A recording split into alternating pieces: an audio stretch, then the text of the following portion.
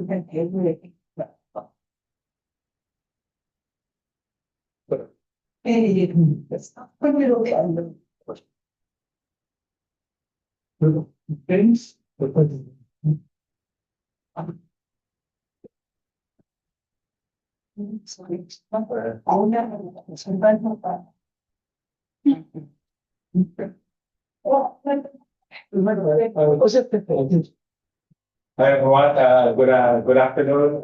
Hope you had a good lunch and a slow walk back. Thanks for your patience. My name is James Gomez. I'm from the Asian Center co-organizer. I want to start first of all by thanking President Lee Jae-oh. Thank you so much for hosting us here at the Korean Democracy Foundation for this event. I want to recognize International Ideas and the Global Democracy Coalition. I want to recognize also the local civic Forum for Democracy, as well as the Catering Foundation colleagues, Milena and Lisa. Please give us a wave. Who are here, right here, over here, who have kindly supported the event. So thank you and welcome. Without further ado, I invite President Lee Jae-oh to say a few words. Please, welcome.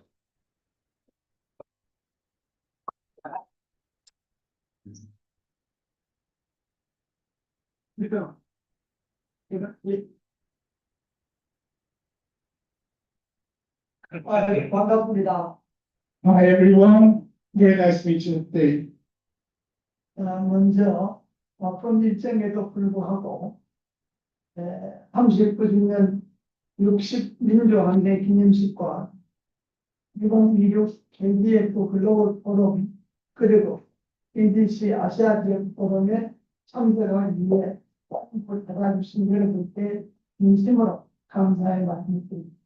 First of all, I would like to express my sincere gratitude to all of you who traveled to Korea to attend the 39th anniversary commemoration of the June 10th Democratic Rising, the 2026 KDF Global Forum, and the GDC Asia Regional Forum despite your busy schedule.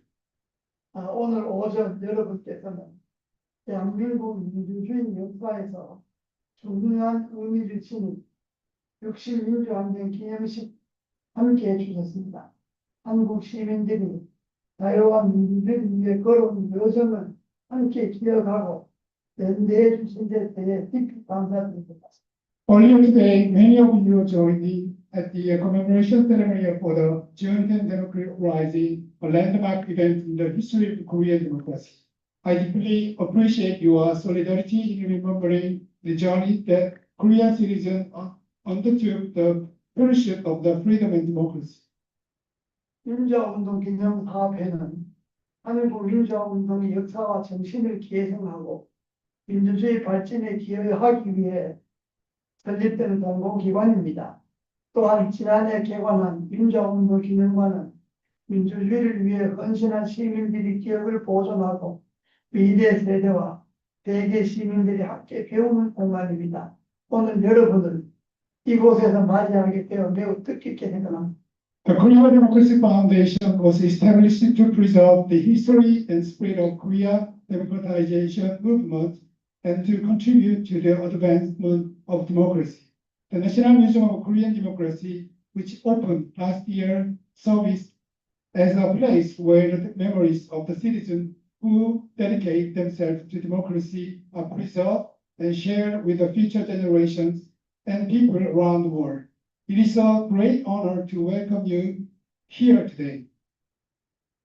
특히 아시아센터, GDC, 그리고 인도 태평양 민주주의 포럼과 함께 여러 국제협력기관과 함께 이런 포럼을 개최하게 된 것을 기쁘게 생각합니다. 또한 각국에서 참석해 주신 의원님들과 정책 전문가 여러분께 깊은 감사의 말씀을 드립니다. I am particularly pleased that this forum has been organized together with Asia Center, the Global Democracy Coalition, the Indo-Pacific Democracy Forum, and many other international partners. I would also like to extend my sincerely appreciation to parliamentarians, policymakers, and experts who have joined us from across the region and beyond. 우리는 지금 민주주의가 새로운 도전에 직면한 시대를 살아가고 있습니다. 대개 곳곳에서 민주주의 후퇴와 사회적 분열이 나타나고 있습니다. 인공지능과 디지털 기술은 새로운 기회를 제공하는 동시에 새로운 과제를 던지고 있습니다. 이러한 시기에 국가와 지역을 넘어 서로의 경험을 공유하고 협력하는 일은 그 어느 때보다 중요합니다. We are living in a time when democracy faces new challenges around the world. We are witnessing democratic backsliding and growing social divisions, while artificial intelligence and digital technologies present both new opportunities and new concerns. At such a time, it is more important than ever that we share our experience and strengthen cooperation across the borders and regions. 저는 이번 포럼이 단순한 논의를 넘어 아시아와 세계 민주주의 공동체가 서로 배우고 협력하는 소중한 계기가 되기를 기대합니다. 민주주의는 저절로 주어지지 않으며 끊임없는 시민의 참여, 국제사회의 연대를 통해 더 발전할 수 있습니다. I hope this forum will serve not only as a platform for discussion, but also as a meaningful opportunity for democratic communities in Asia and around the world to learn from one another and deepen their cooperation. Democracy is never given freely. It advanced through the active participation of citizens and through the international solidarity. 오늘 저에게 인사할 수 있는 기회를 주신 제임스 고메즈 박사, 리나 타망 선생님, 그리고 이숙종 교수님께 감사드립니다. 다시 한번 여러분이 참석에 감사드리며 이번 포럼이 새로운 우정과 협력 그리고 민주주의를 위한 실질적인 연대로 이어지기를 바랍니다. I would like to thank you, Mr. James Gomez, Ms. Lina Tamang, and Professor Suk-Jung Lee for giving me an opportunity to offer these remarks today. Once again, thank you all of you, your participation. I hope this forum will lead to new friendship, stronger cooperation, and practical solidarity in support of democracy. 감사합니다. Thank you very much.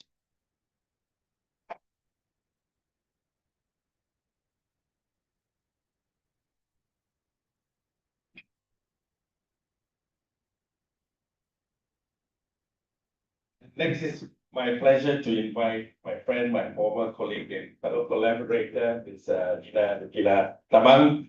Lina is the Regional Director of International Ideas Asia Pacific Program. Lina, it's always great to work with you and your team. Please come say a few words.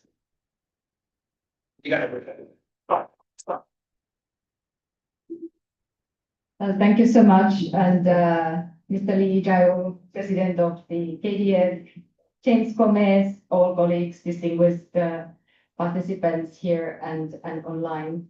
Indeed, my name is Lina Tamang. I work at International IDEA, Institute for Democracy and Electoral Assistance, intergovernmental organization with a mandate to support democracy worldwide. And the reason I'm here at the podium delivering these welcoming remarks is that International IDEA serves as a co-convener and secretariat of the Global Democracy Coalition GDC. And hence it is my privilege on behalf of GDC and International IDEA to welcome you all to this Asia Regional Forum 2026, Navigating Democratic Transitions, Emerging Gaps and Opportunities. The coalition is a multi-stakeholder alliance now with more than 170 democracy organizations worldwide, representing 58 countries working together to advance and protect democracy globally. And since its inception in 2021, GDC has now evolved into a dynamic platform for dialogue, knowledge exchange, learning and advocacy, addressing some of the most pressing challenges facing democracy around the world. And many of you here, I know, represent the member organizations of the GDC, and if your organization is not yet a member, and this forum sparks your interest, please do get in touch with us. This Asia Forum is also the fourth and final in 2026 series of regional forums. The previous ones were held in Africa, in Nairobi, in Americas, in Asunción, and in Europe, in Prague. And this Asia and the Pacific Forum now is our final conversation before the global forum, which will take place 1st October in Athens, in Greece. And as the final forum before this global forum, I think this gathering really provides important opportunity to bring the Asian experiences and perspectives into this broader global conversation. And I wanted to emphasize this point because there is really a genuine opportunity to shape the agenda and discussions of the global forum. And maybe let me take this opportunity to thank also the Kettering Foundation, which for your support and for your bravery of supporting democracy organizations to come together and have these forums. And I was recently discussing with my colleague, Elisenda Balleste, who leads the Global Democracy Coalition at International IDEA, and she shared that despite the very different contexts of these previous forums, there are 5 consistent demands across all these 3 forums, particularly by the young people. And it's not simply about more participation, but they are, number 1, accountability over procedure. Democracies need to deliver, not only to function formally. Number 2, citizens demand participation between elections, not only at them. Number 3, transparency about who finances political power and who controls information systems. And number 4, structural inclusion, not symbolic representation of women, youth, excluded communities with real agency. And the number 5, a democracy capable of governing the future of democracy, AI, climate change, economic transformation, and not only administering the present. And I believe these themes resonate strongly with Asian experiences as well. This region offers, you all well know, an extraordinary range of democratic realities, from very fairly close authoritarian systems to mature democracies and everything between. Democracy movements from milk tea movement to farmers' protests, from candlelight movement to Gen Z uprisings, and countless other civic mobilizations. Some of you in this room have personally contributed to these democratic movements and struggles for decades. I can see our participants. I can see Marty from Cambodia. I can see our Vietnamese colleagues in the room. And as there could hardly be a more fitting place to hold a forum on democratic transition than here in the Republic of Korea, and in this remarkable venue, the National Museum of Korean Democracy. As we learned this morning, this museum here really is documenting Korea's democratization movements from 60s, 70s to the present day, recalling the periods of state repression while honoring the collective memory, resilience, and the dignity of the human spirit in the face of adversities. And even in recent years, as we learned, Korean democracy has undergone a significant stress test and demonstrated its resilience thanks to vigilant citizens, strong democratic institutions, and committed members of the parliament. So let me recognize this remarkable institution and building, which today on our hosts, activists, scholars, and practitioners, political leaders from countries where struggles for democratization continue. And my sincere thanks to the Korea Democracy Foundation, KDF, and to Kim and the entire KDF team, James Gomez, the Asia Center, and your entire team, as well as the IBDF, Indo-Pacific Democracy Forum, Professor Sok Chung Lee, for bringing us all together. And very much looking forward to the conversations, the exchanges, learnings that will take place over the coming these 2 days. Thank you so much, and welcome, Michael.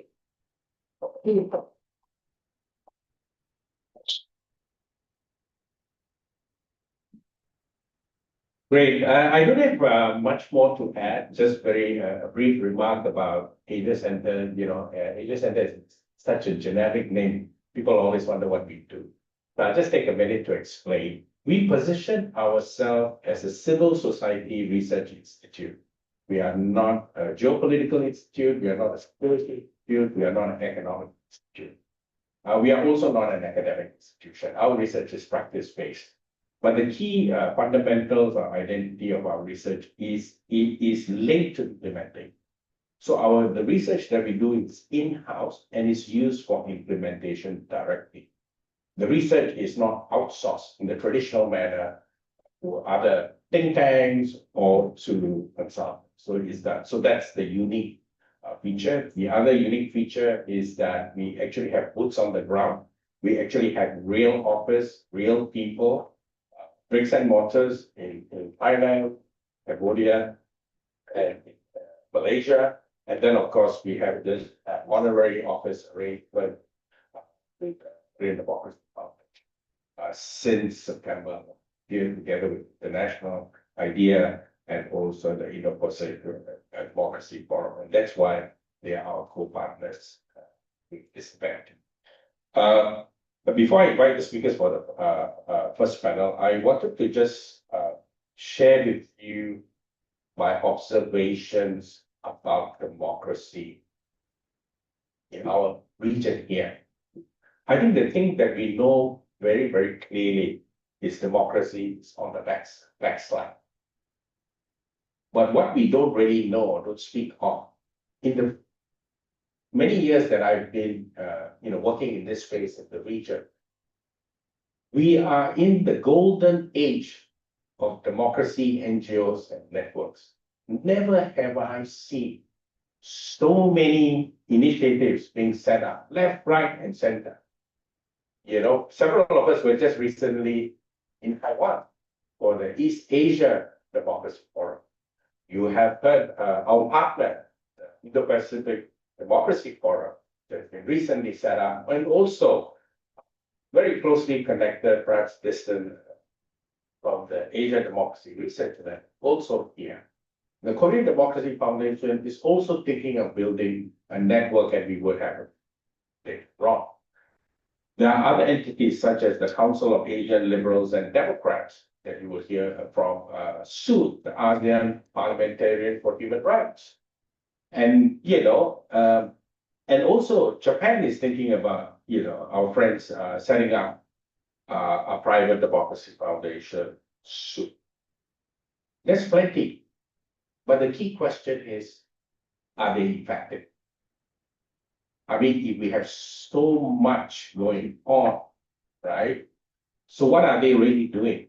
What are they, how effective are they? I think that's the question to ask, and I hope that it would, allow the panel, the first panel, who are leaders and champions some of these networks and movements, and we have more the next 2 days, will allow us to kind of, self-reflect and also contribute to the global movement. So that is the process.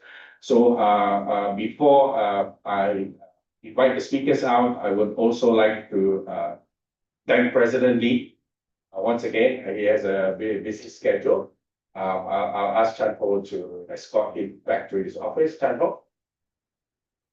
But in the meantime, while Chan Ho is busy, can I ask the speakers to come forward, take your seat behind this very formidable desk? No, not the most friendly, but please come along first. Yeah.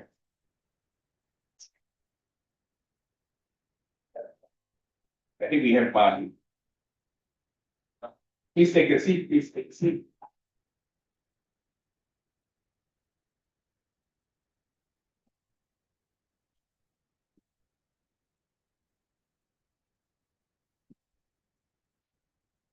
Okay, great. So, dear panelists, without further ado, let me very briefly introduce them. On my far left, Lina Rekila Tamang from International Idea. Thereafter is Senator Marty Singh, sitting senator from the Cambodian Senate. We have a former MP from Malaysia, Charles Santiago, co-chair of the ASEAN Parliamentarians for Human Rights, and then Ambassador Jin, who was his last posting was from Japan, but he's also the co-representative of the Pacific Democracy Forum. So 4 brilliant networks doing great work. Let us hear first, with no particular order. Maybe I'll start with Marty, since Marty is looking at me. Please tell us a little bit more about yourself, the work that you do, and I'll come back to you on a second round to ask if the work is hitting your democracy KPI, as it were, and what should we be thinking about forward. So, Marty, over to you. Good afternoon. You mind if I sit? It's okay. My name is Marty Singh, and I live and work in Cambodia. Currently, I'm a sitting senator in a Senate that consists of 62 people, but there are 62 senators, but there are only 3 from the opposition. It's very small. And the work, we are very limited to just raising our hand. And if we don't raise our hands, the president of the Senate will be staring down at us. So we did raise our hand, except 2 times, which he was not happy. Anyway, but that's not the real work for us. The real work for us is working with people.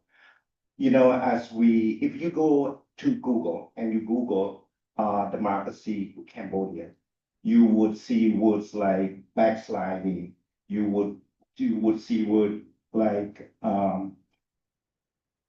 shrinking civic space, shrinking political space, closed society. Those are the words that describe the state of Cambodia, democracy in Cambodia. But when we live it, it's even more difficult. It's even more intense than what you read online. Just let me describe you a little bit about what it is like on the ground. So, for example, about 4 years ago, on June 14, 2022, almost 4 years ago, my sister was shaking her head because she was charged for treason, for instigation, for causing social unrest. And she is an American citizen. She is a human rights defender, lawyer, and from the US, but she has been dedicated like me to the cause of democracy in Cambodia. And when they charged her for treason and for cause social unrest, she shaved her head and she dressed up like Miss Liberty. She stood in front of the court, raising her hands like a torch, a makeup torch. And she said, I am freedom. I am the air that we breathe. During that time, I didn't pay attention that much.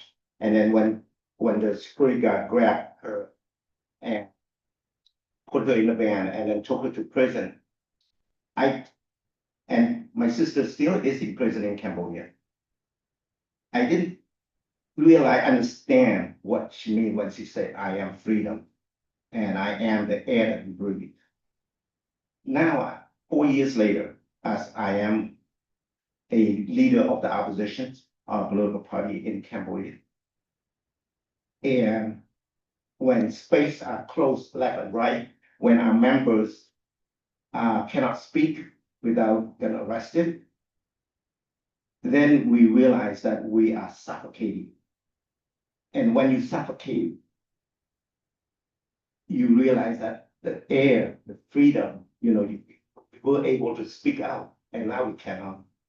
And then you realize how important freedom is.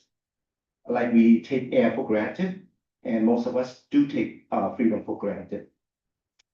So how do we reverse this trend? For us right now, we, also the word democracy, there are two parts to it. Demos, people, patrols, the rule of power. And as a political party, we focus so much on power, how to win power in order to introduce change. But sometimes we miss first word, demos, people. Because in the environment where we cannot speak, in the environment that we cannot do anything against power. So what we are focused on now is focused on the people. We have 2,198 elected community councillors that living in more than 1,600 communes. They are representative. They are our on-ground soldiers. They are the root that take the people that take root in the local area. And we train them, we encourage them, we push them to engage with the people, because it's so important that we should focus instead of winning. The winning is going to come by itself. But it's so important, focus on the people, engage with the people, and ask a simple question: what do you want? We cannot speak of what's wrong with our society, because you cannot speak what's wrong with the society without criticizing the government. So what we are doing, say, okay, instead of what they do wrong, let's say, what do you want? What kind of society do you want to live in? What kind of service? If we are elected as a community councillors, what kind of service can we provide? Can we do better? And so that is pretty much our focus. So engagement with the people focus, it is a strategy, it's working. We have 362 days more to go, and there will be a communal elections. And we need to get up. If we win more seats, and if we become community councillors and commune chief, we will provide better service.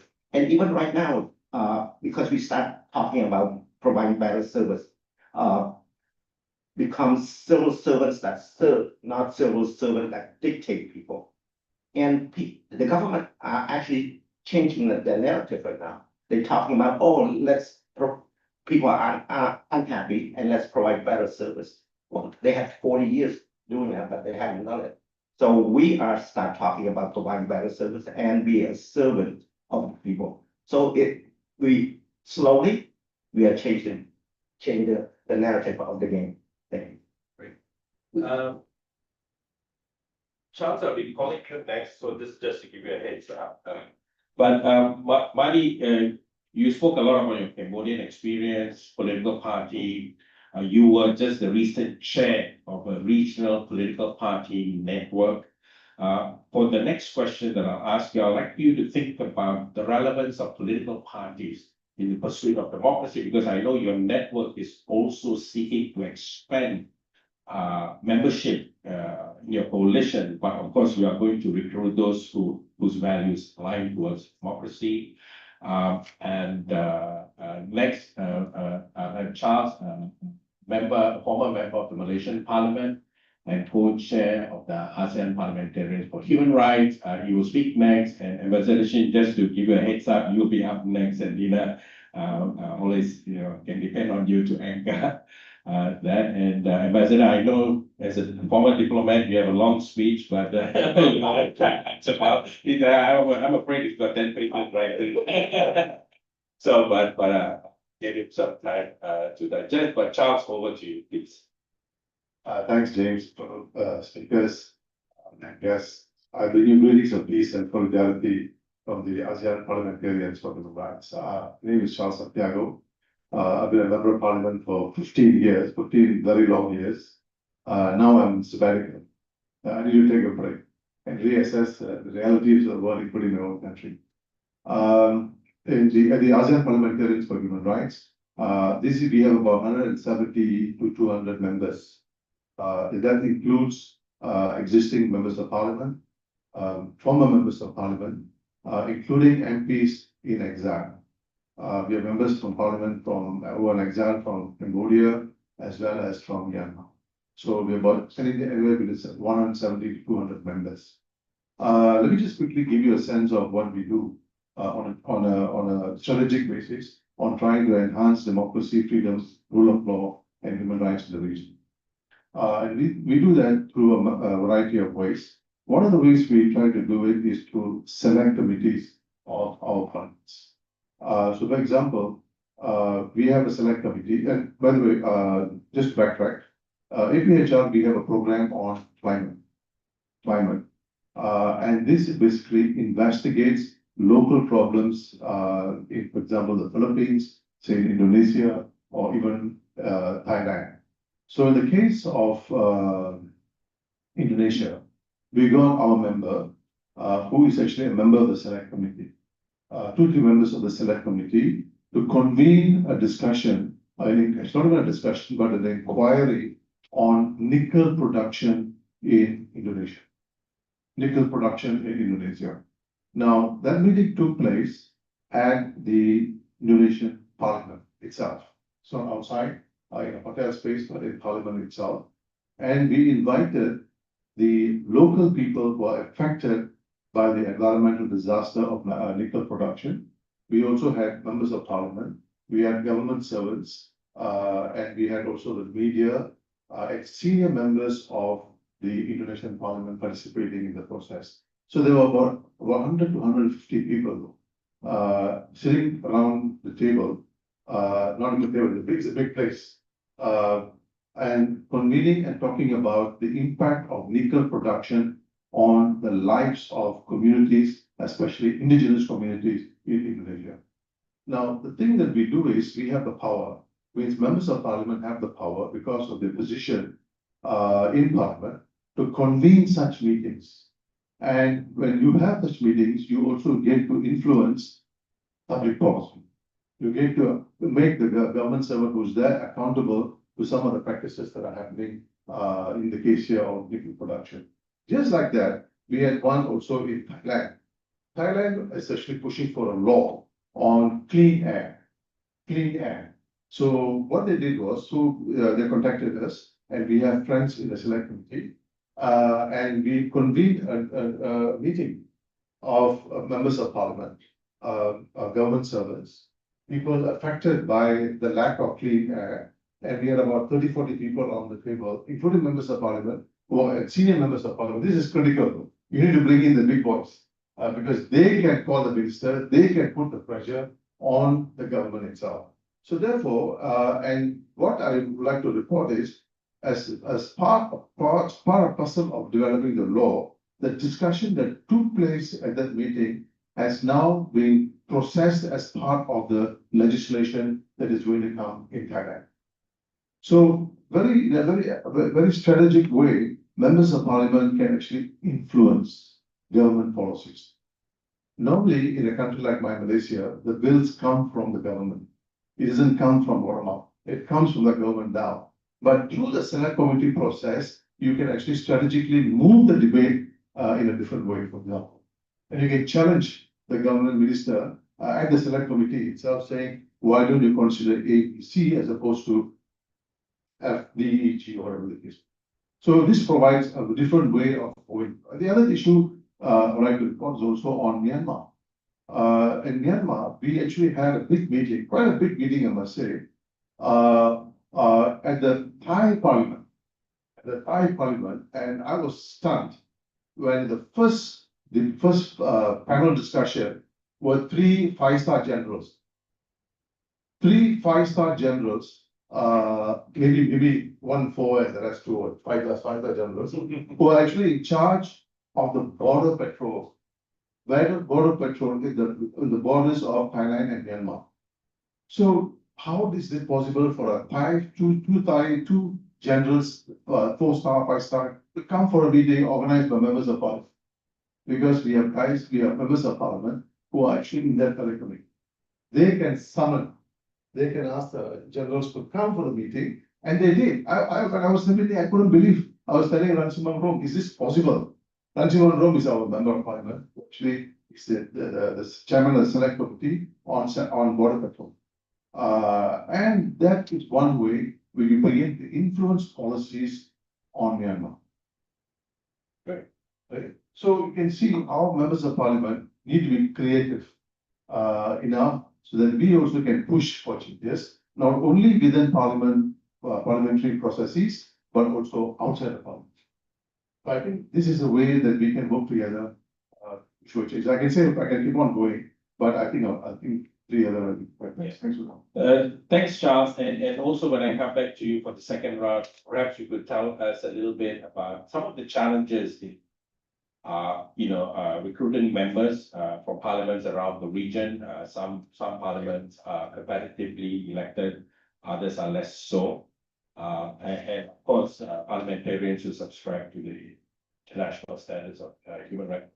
And give us an insight into that process and what the next years may look like. I will now turn to Ambassador Shin, Indo-Pacific Democracy Forum.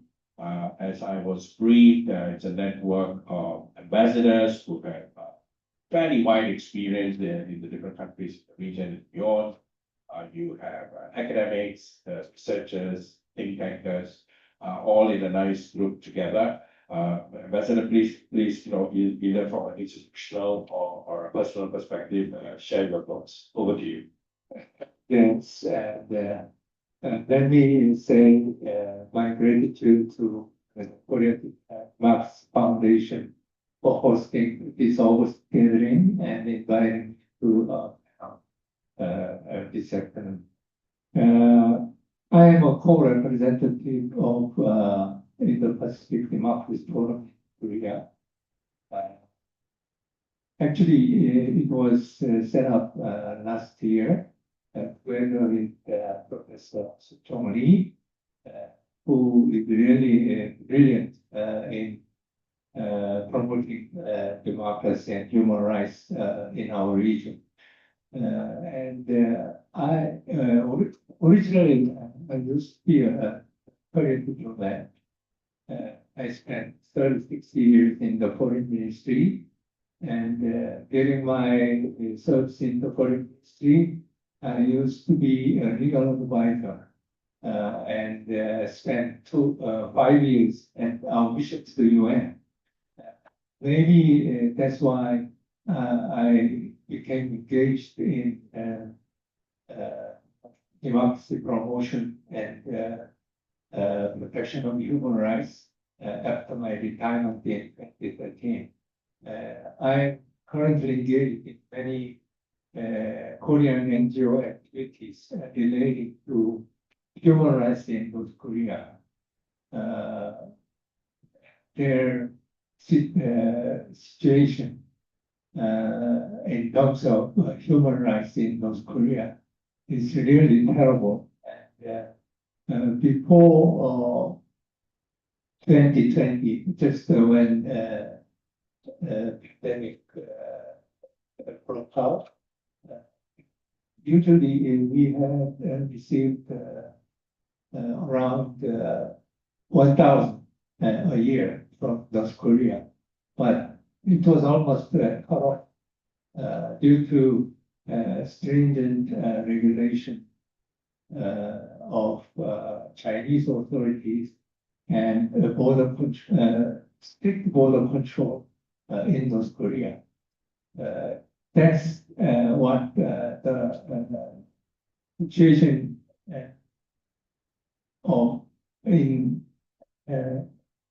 situation for North Koreans who fled North Korea and stay in China, almost 20 to 30,000 in China, especially Northeast China, still already to come to Korea or the third country.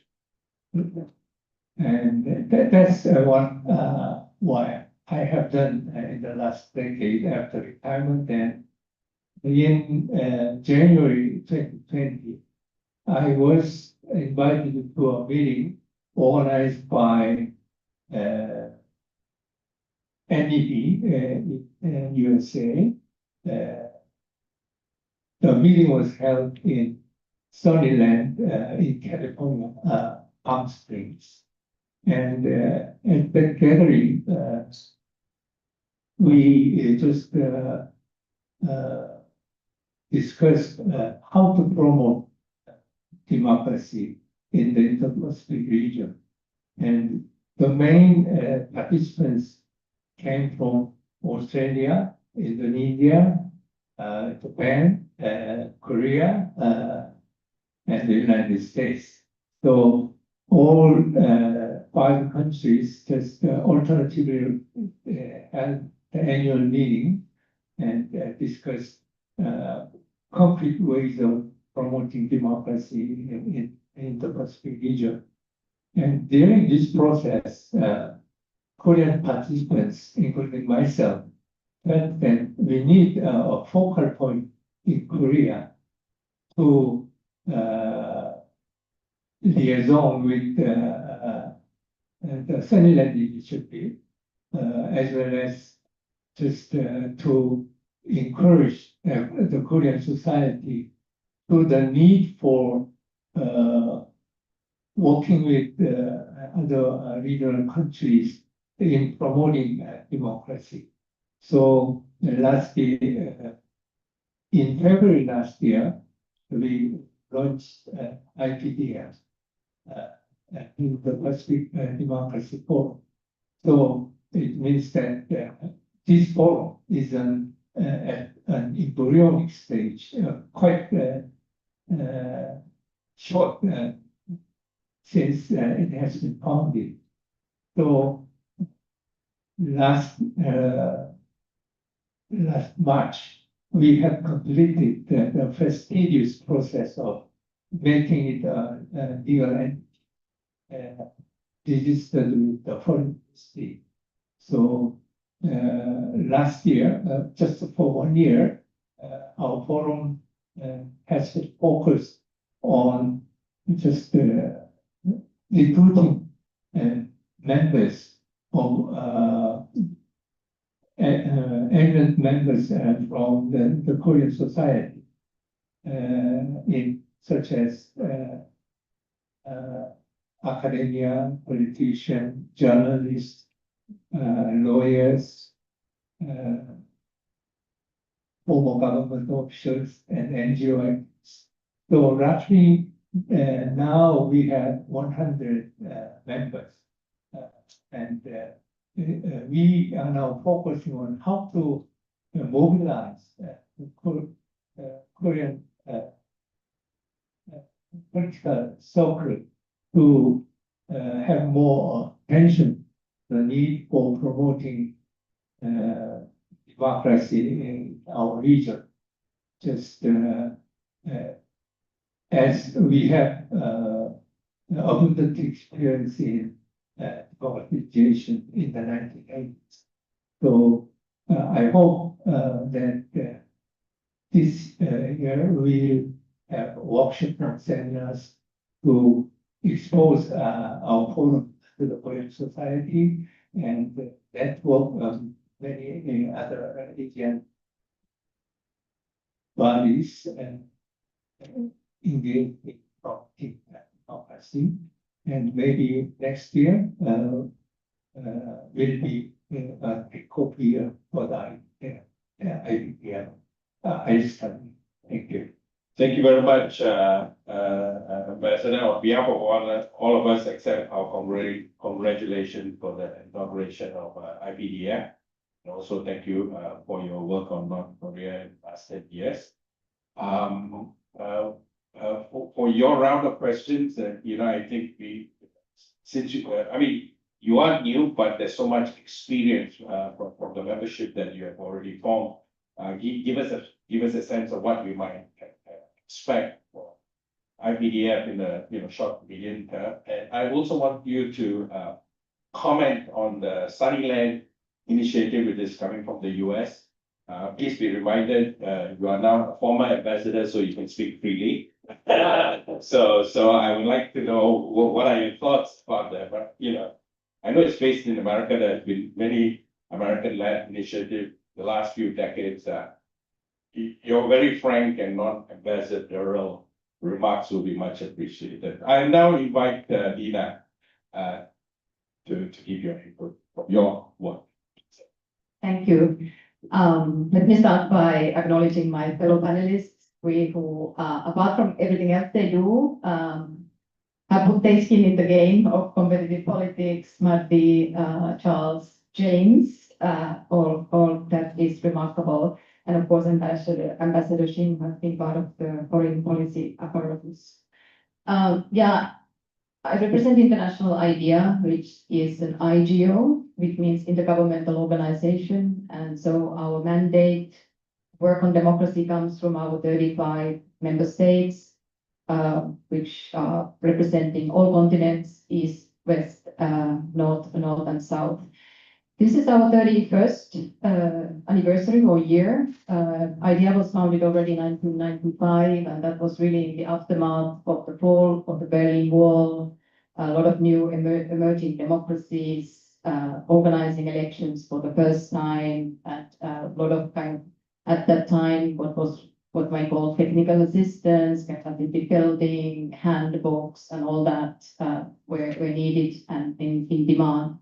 And ever since, of course, the 30 years from that, our work and our emphasis has also quite a lot shifted.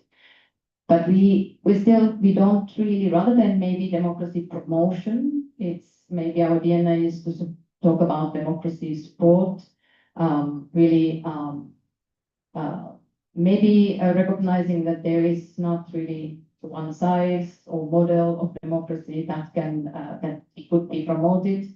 Every society, every nation would need to come up with their own version of democracy, which is not to say that anything goes, obviously. Either the principles of accountability, responsiveness, inclusion, respect of human rights, and also of solidarity. We work with range of actors, with CSOs, activists, but then also election management bodies, ministries, governments, academia.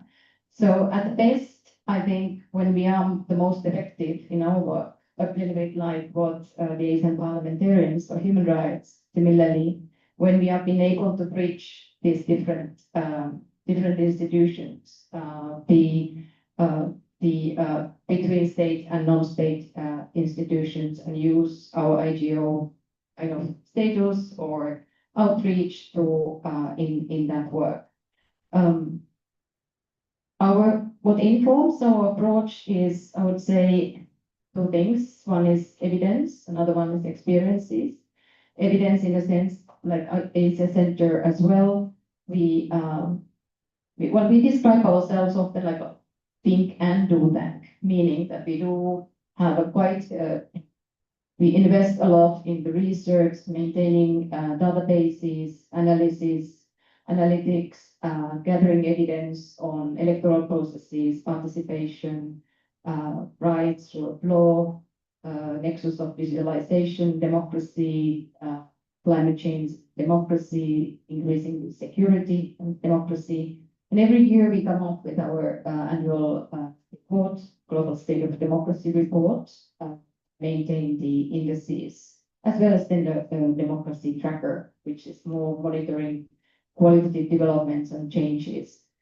And I think that's important since, for example, the much of the global media reported about the Gen Z uprisings, that they were somehow sudden or seemingly sudden uprisings in these countries, whereas, as we know, they were preceded by years of democratic declines on a number of indicators, particularly when it comes to the civic space, years of accumulated surveillance, harassments, and so on, increasing inequalities, corruption indicators that we know, which are all captured by not only by our indices, but all the indices which are there. So it should not have been actually that much of a surprise to any of us. Of course, the timing is always the little bit of a mystery, I suppose. But then also, apart from the evidence, our work is very much informed by the realities on the ground.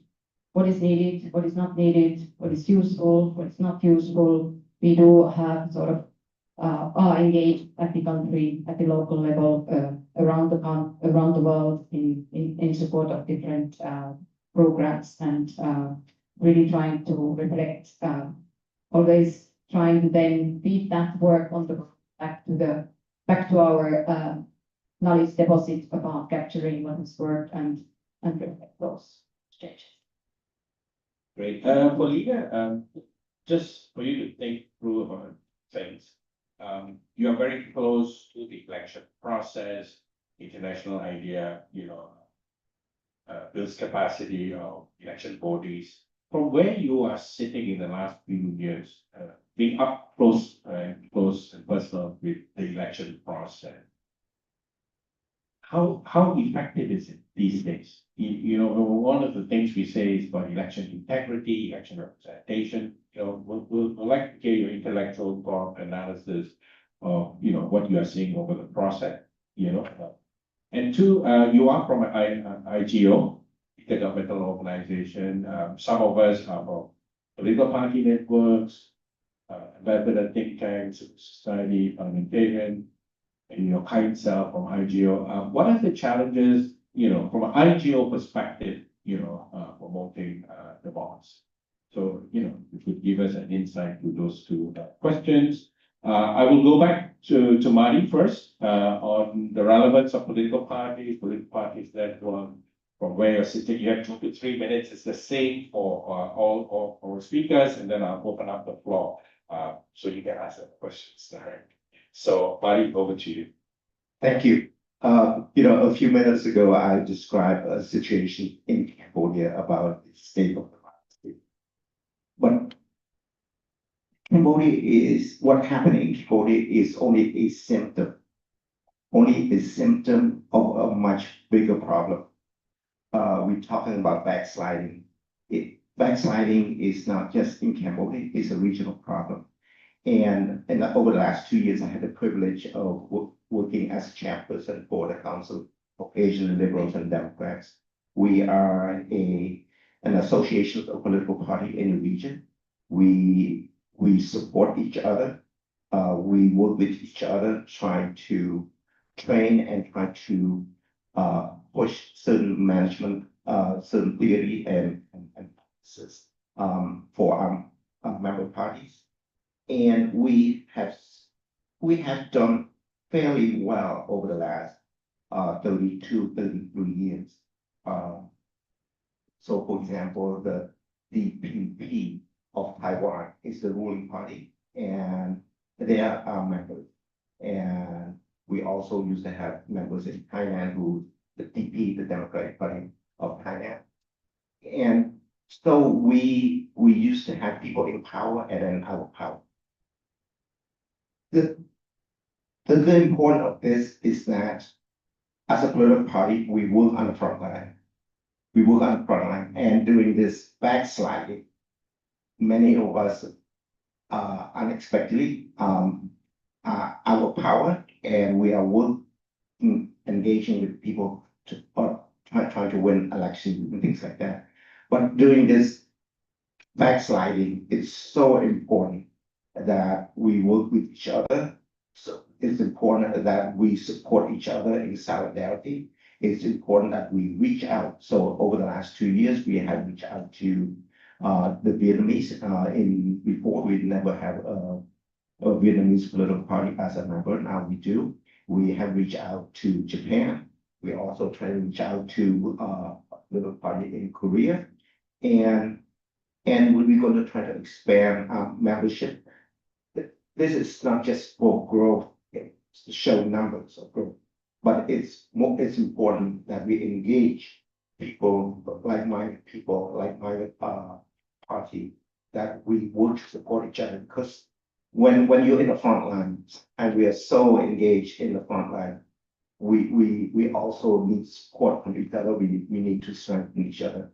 And also, with our work with the front line among each other as political parties in the region, but engaging with INGO like International IT, like JCI in Japan, like NBI, like GDC Asia Center and all that is so important. It's vital. Without the support, without the network, without the encouragement of our partners, we wouldn't be able to do what we do.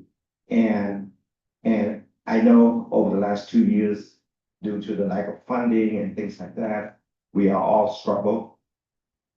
But even though in that situation, we do need to support each other, because before it's just the frontline people that were struggling, but now it's even the secondary and the people behind the line is also struggling. But at the same time, it shows strength and solidarity that we still stick to each other. And in this struggle, we know that our battle is not over, but a little bit at a time, and don't give up hope, because as long as we are together, we will survive this, and we will survive together. Thank you, Buddy. And then please think of questions for Buddy as well. To Charles, just a reminder, asked you about the state of parliaments in the region. What are your observations and challenge of recruiting, members who align with human rights principles? Thanks for the very difficult question. 3 years ago, we sat at our office to figure out how do we get more members to join us. I don't want to mention the name of the country, but we were looking at that particular country because it was quite big. We couldn't cross 10 people. Why? Because in some of these countries in Southeast Asia, parliamentary seats are family owned. The grandfather, father, grandson, just like that. And a number of people who are concerned about democracy, rule of law, good governance, human rights, is few and far between. So even after that 10, we only could succeed 5. So we have a challenge in that sense. The commitment is not there. Number 2, repressive laws. A good case of that would be Thailand. There is the political party that used to be called the Future Forward Party. Then they have to rebrand themselves to Move Forward Party. And then they got banned. And they had to now move to another party called People's Party. Now that People's Party is also going to have problems in a matter of time. But the same people from Future Forward, Move Forward, and now the People's Party are the same people. And in the case of the People's Party now, there are 44 of them who will face life sentences, means they will be banned from politics if they are found guilty of criticizing the king. So we can see laws themselves are probably not very helpful. And for example, in the case of Move Forward, they won the elections. They won the elections. Yeah, Peter won the elections. But he couldn't become the prime minister because they are processed. They throw spanners one after the other. And they are a very unique process in Thailand, where you have to give the majority support of senators. And these 500 senators are appointed by the king and the army. So clearly they will not appoint somebody from People's Party or Move Forward to become prime minister. Clearly it will not happen. So of course he was ambushed. They won the elections, popular mandate, but not form a government. And you look at Indonesia, for example. In Indonesia, there was a very clear separation between the army, police, and the political process. Very clear separation after Suharto. But now that separation is gone. Completely gone. Completely gone. Now you have members of the army sitting in parliament, members of the police force sitting in government agencies, and so on and so forth. So all this is dramatic. 5 years ago, that's something we were just talking yesterday and today and yesterday we were talking about the glimmer of hope in Southeast Asia for democracy and human rights. I was just telling him 3 years ago, we could have seen some glimmer of hope. Now it is just no hope. But we keep on working. We fight for what we believe in. But it's getting the space is getting less and less. The space is getting less and less. The people are getting less and less, and the funds involved to do all of this is missing. Is missing. My organization, the ASEAN Parliamentarian, we had to lay off 6 of our very important staff because we don't have the funds anymore. So all of this, this is really a challenge. The last point I want to say is the issue of ASEAN itself. Our focus is on ASEAN, the 10 countries in ASEAN. And ASEAN's biggest responsibility ever since its formation is Myanmar. In 2021, after the coup d'etat in Myanmar, the ASEAN governments came up with this 5-point consensus. The first point of the 5-point consensus is political dialogue. That was the first thing. Then you have humanitarian aid, special envoy, and so on. But the first one is the most important. Now, after 5 years, it is quite clear that the 5-point consensus has failed. Has completely unmitigated failure. Governments know that. People in ASEAN know that. Diplomats know that. But why isn't ASEAN making the change? Because ASEAN is ruled by something called consensus. You need all 10 countries to say, yes, we can change it. But there's always one country that will say, no, we cannot change it. So in the case of Myanmar, they are friends in ASEAN, like Thailand, Cambodia, Vietnam, Laos. These are all friends of Myanmar.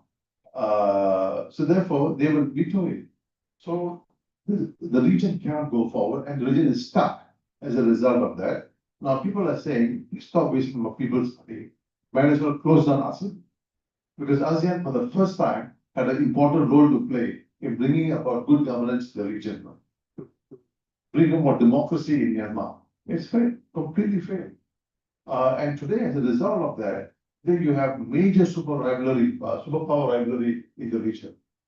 Some looking for rare earth, some looking for ports in Myanmar. It's really scary to say the least. So therefore, one, our laws are working against us, working in members of parliament. Number two, our governments are changing the script, the democratic script. And then number three, the region as a whole is not moving forward because we have members of the region who will love to throw the spanner, especially when they see growth, new challenges, and so on and so forth. So therefore, this is all a recipe for a disaster in the making. And I think, we have to learn from the examples of, say, Bangladesh, the examples that Lina was just sharing with us, the uprising in Indonesia, for example, in Nepal, and most recently in India, this new party called Cockroach Party, Cockroach Janata Party, and it has got, guess how many members? 22 million. And they had the first demonstration in Delhi 2-3 days ago, huge, and that kind of threatened the government. And now they actually picked up the guy who actually was in the US, who said, I'm a cockroach. So now everybody walks around with a cockroach face thing now. So I think we need to recognize that this is coming to our shore as well. And young people do not have ideology, but they are very upset. They are really pissed off. You can see that in Indonesia, we met our members of parliament, met with the people in Indonesia during 2-3 days, met with our friends in Nepal, and we are familiar with what's happening in Bangladesh. So all of these new things, there is no calculation. Normally political parties plan, and there's an ideology involved and all kinds of stuff. But now the young people just need AI and they can turn AI around, and the cockroach is not speaking to you. This cockroach is an unemployed cockroach now, but you can't kill me because I will come back again. So things have changed, but our governments have not changed. Our governments have not changed. So this new technology can be a challenge to government, challenge to parliament itself, challenge to parliament itself, and the rule of law in the region. So I think there are lots of things that are going on. They are sometimes an opportunity, but they also can present problems because the people who control technology control the outcome. Thank you for ending on the cockroach. That's the word I've been trying to learn so the last few days. Bakwi Bole, Chokdan. Oh, bad, huh? It's cockroach party in Korean. So, Ambassador, I'll come back to you. What exciting things can we forward to from IPDF, even if it's just planned now, and also your insight on the Sunnyland initiative, because I think not many of us are aware of it and would like a little bit of elaboration. Thank you. Thank you. I could start from the Sunnyland initiative, which started 6 years ago. And actually, we have already drawn up Sunnyland principle that lays down how the initiative should strive to promote and defend democracy in the Indo-Pacific region. And we have allotted several issues, several key issues relating to the promotion of democracy to each participating country. For instance, Korea has been focusing on two issues. One is AI and democracy, and another one is anti-corruption, which is quite essential for protecting the democracy in developing countries. And last year and this year, we organized two international conferences, one in Seoul and another in Kuala Lumpur. And it was quite useful for regional stakeholders to draw attention to these two agendas. Likewise, Japan is interested in engaging parliamentarians in the democratic process and how to protect democratic actors at this when they are working in their own field. So all in all, we have made some progress, but we have been also faced with a very difficult problem, as mentioned by two previous colleagues, that is funding problem. Since the start of the second Trump administration,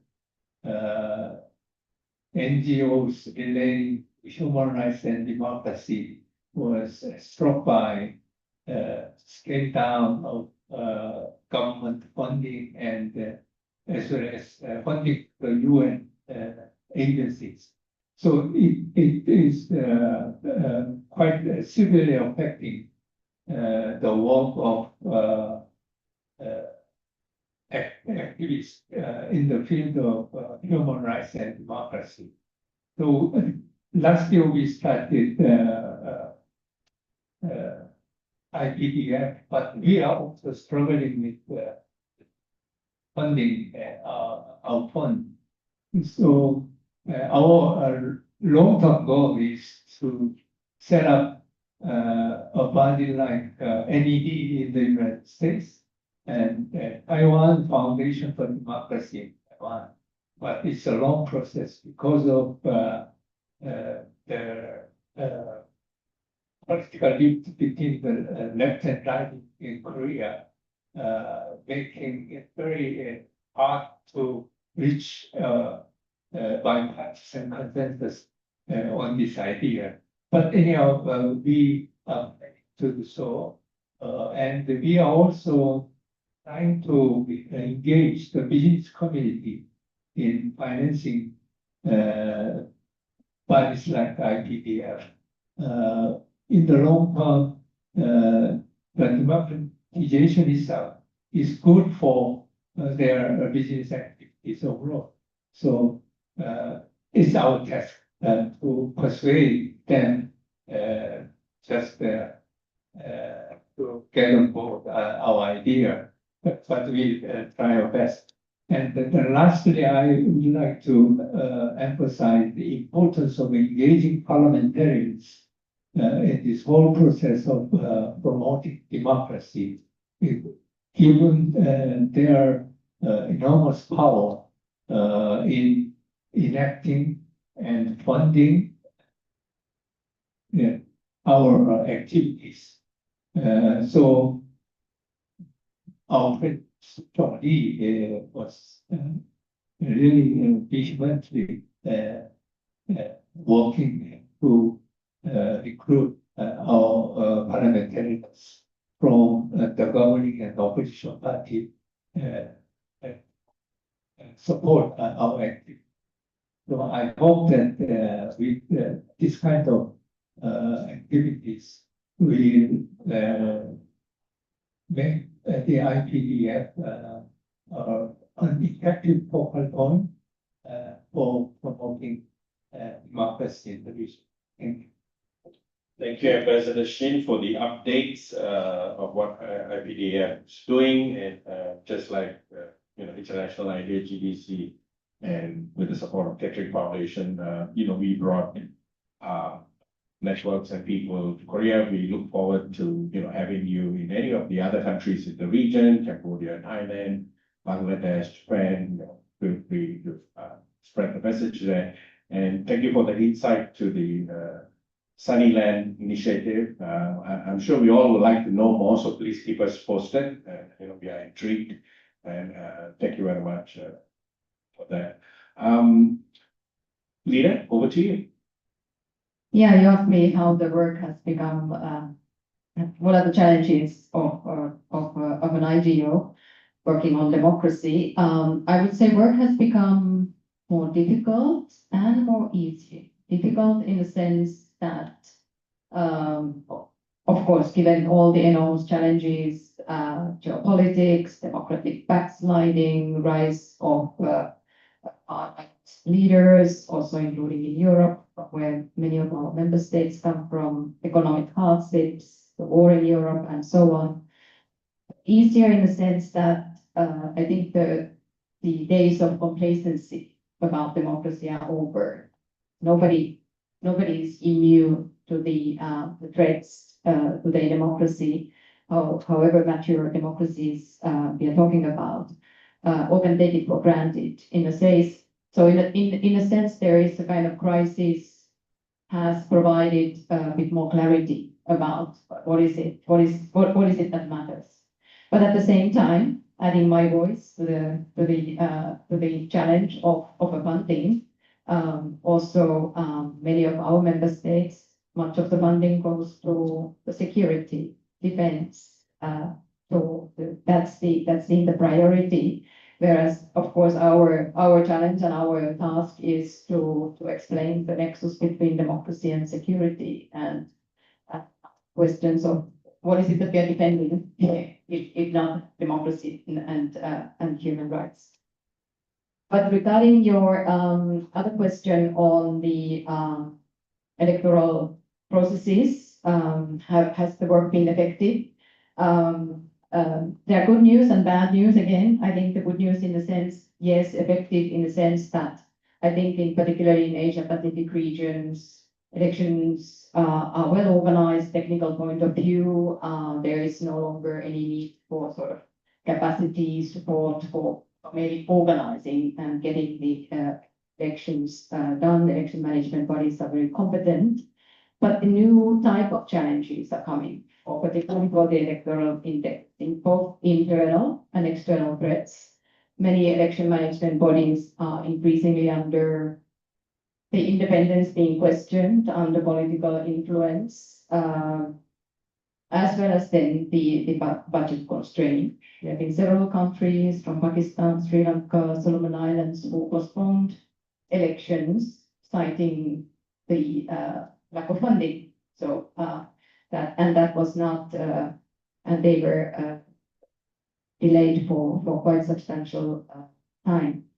And then, of course, the external threats, misinformation, foreign interference, all of these new type of challenges that election management bodies need to handle, and where maybe and also peer support, as well as the support by organizations like IDEA and others would be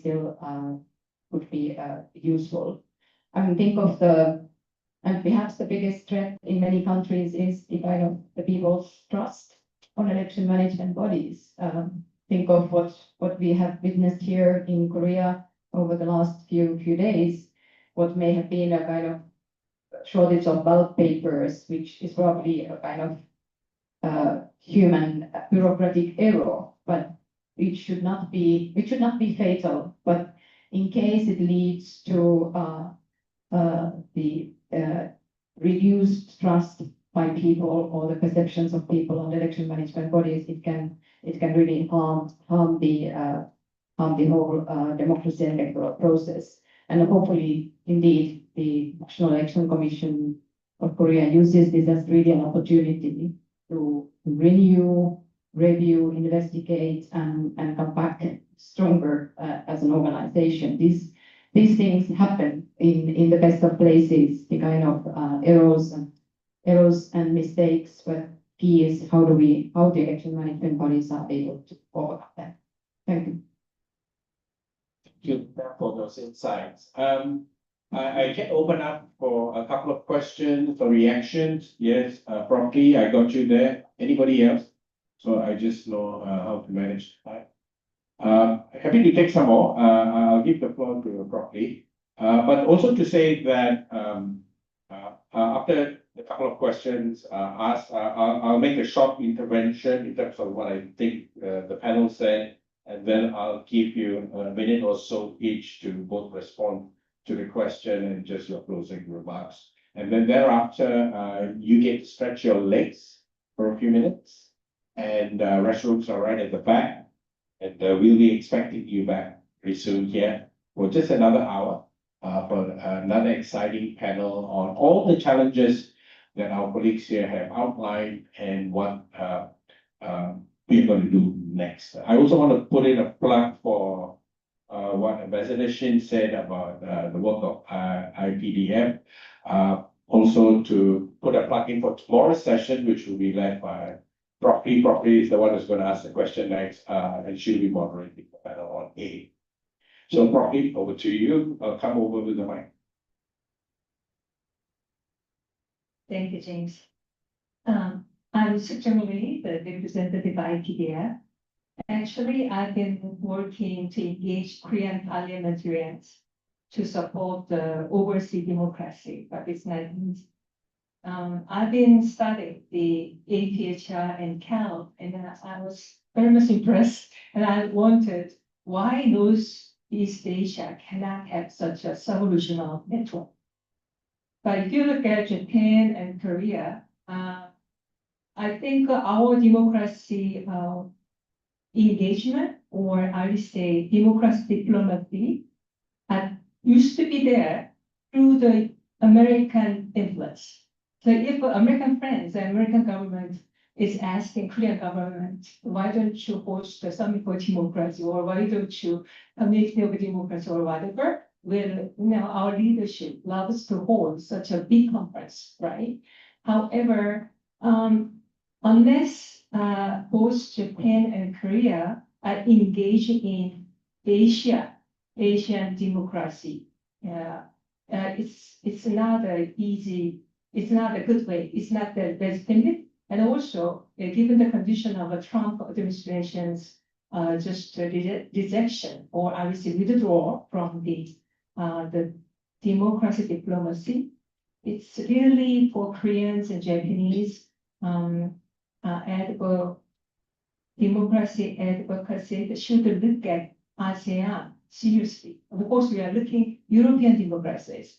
However, we are very much interested in the ASEAN. But I guess like APHR and CAL, even though CAL is open to the members outside of ASEAN, the core group is ASEAN liberal parties, right? And you have, luckily, even though Mr. Santiago was saying, because of this consensus decision making, you failed your policy on Myanmar. But nevertheless, you have a very solid network over the ASEAN body, right? But in other parts of Asia, we don't have such body. I know the Korean MPs are participating in Asia Pacific Parliamentary Forum, but I don't see any serious agenda there. So my question is, and of course I'm appealing to our politicians, you should engage more seriously for the democracy in ASEAN countries.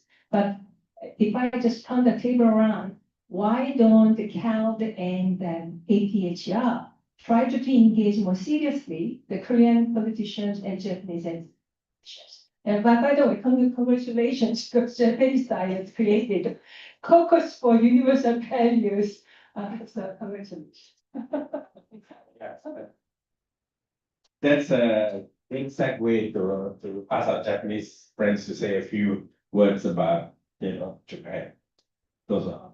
Okay, hello everybody. I'm Shigeko Kondo from Japan Center for International Exchange. And I am working for our Democracy for the Future program. And actually, I'm glad that Ambassador Shi has brought up about Sunnyland's initiative, because our project chair and co-chair, who are Ambassador Yukio Takasu and Professor Michael Ichihara, has been joining the Sunnyland's initiative as well from the beginning. And likewise, Ambassador Takasu came up with the idea of setting up a group of people called Indo-Pacific Platform for Universal Values. And this was launched in 2023 for us.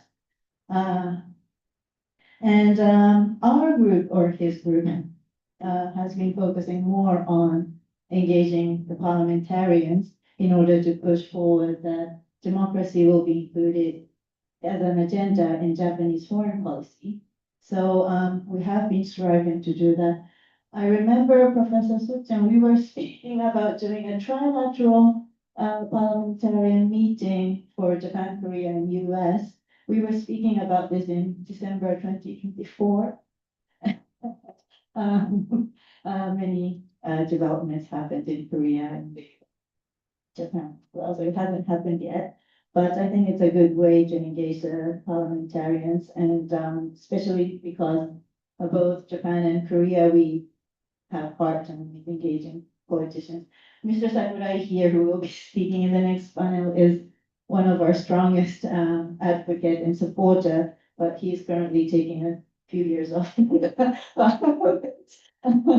But still, we're so grateful for his efforts in setting up a multi-partisan caucus in the Japanese Diet. And before that, actually, we have to thank Marty and Charles for coming over to Japan and speaking in front of our Diet members. So that was kind of a big push for us as well. So yes, actually, we will be working on engaging the Diet members as well, but we have decided to try and set up a private fundraising initiative, because as Marty mentioned as well, we have been relying US funding too much, I think. And there are fundings domestically that we can tap into. It's just that we haven't been doing it well, and we haven't been engaging with those fundings well yet. So this year, our program is going to focus on that activities, and also presenting that to the Diet caucus, so that they will have some idea on what is it to support democracy as a policy. So we seek your support and network, and we move together. I think That would be very fantastic. Thank you, guys.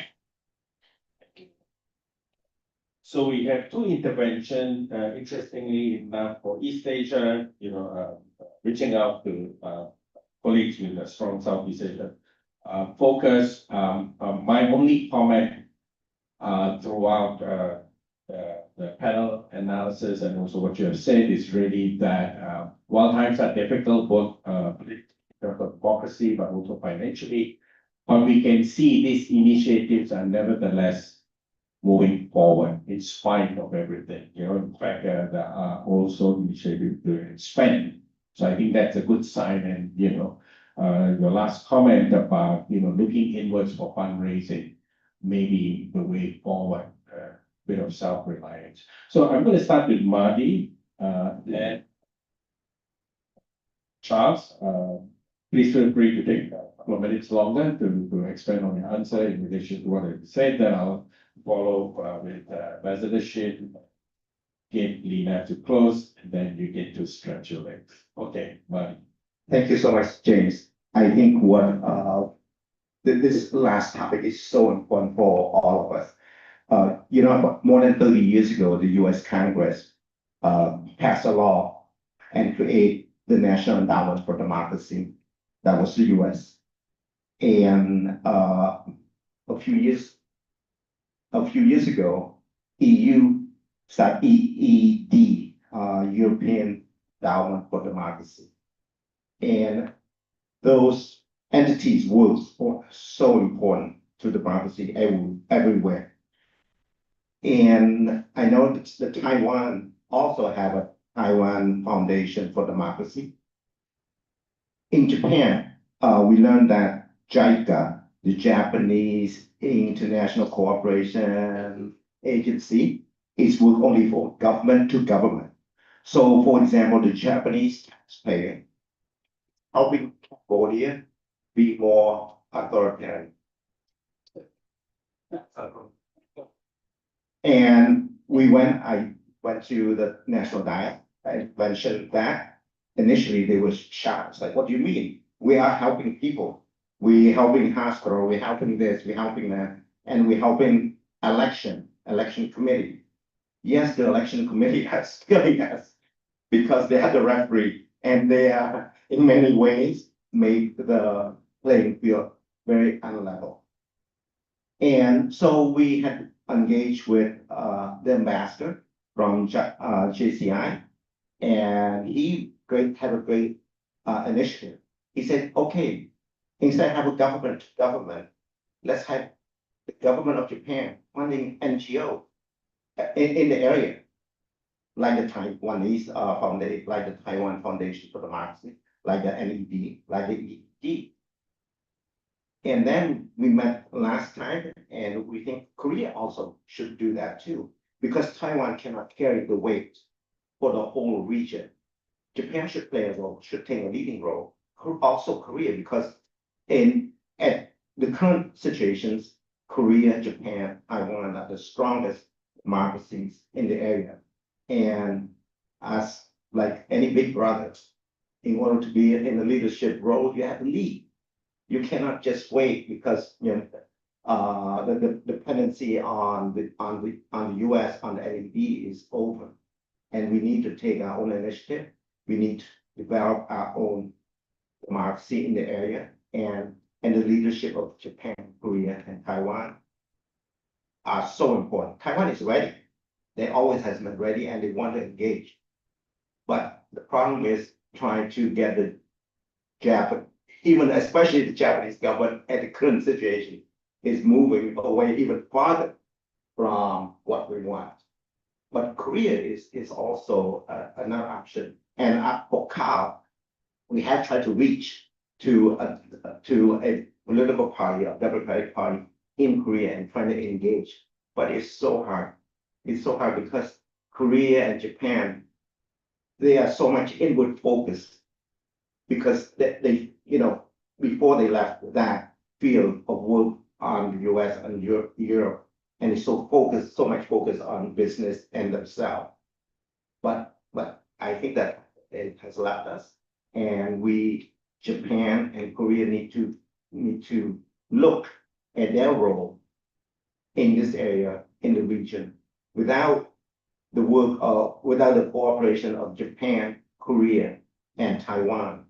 I'm talking about us, the governments of Taiwan, government of Korea, government of Japan need to play a leading role in promoting democracy. Promote democracy doesn't mean it means fight. It means to fight themselves from the region, the big brother in the region, and that's China.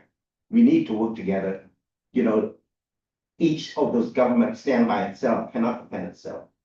And those three cannot stand by itself defending China. But if those three take a leading role, engage Thailand, engage Cambodia, engage all the all the states in the region, I think we will have a chance. We will have a chance, but only if we work together. And that starts with Korea and Japan need to play their role in writing this narrative with us. We are the front line, we are ready to work with you. And we would so much encourage more engagement with the government of Japan and the government of Korea. Thank you, buddy. Thanks. One of the things that we try to do in a very small way is to globalize our effort at APHR. One of the things that we did and we quite successfully is to help set up the African Parliamentarian for Human Rights. It's both and Ponka, who has come for our programs, leads that organization based in South Africa. So you have an African Parliamentarian for Human Rights. And they have a variety of efforts that they carry on. Now, what we also have is working relationships. So, for example, we work together with the MEPs in the European Parliament. And last year when we went there, we met all the different political ideological groups that they have. And as a result of that, they were able to vote for a resolution on Myanmar, which has not happened in the European Parliament for the last 20 years. So we have that kind of a working relationship. Number three, we also host and facilitate visits of members of parliament who want to come to Southeast Asia, Thailand, Malaysia, but largely to Myanmar. So we have people in Myanmar who can help to meet, talk. So last year again, we have members from New Zealand.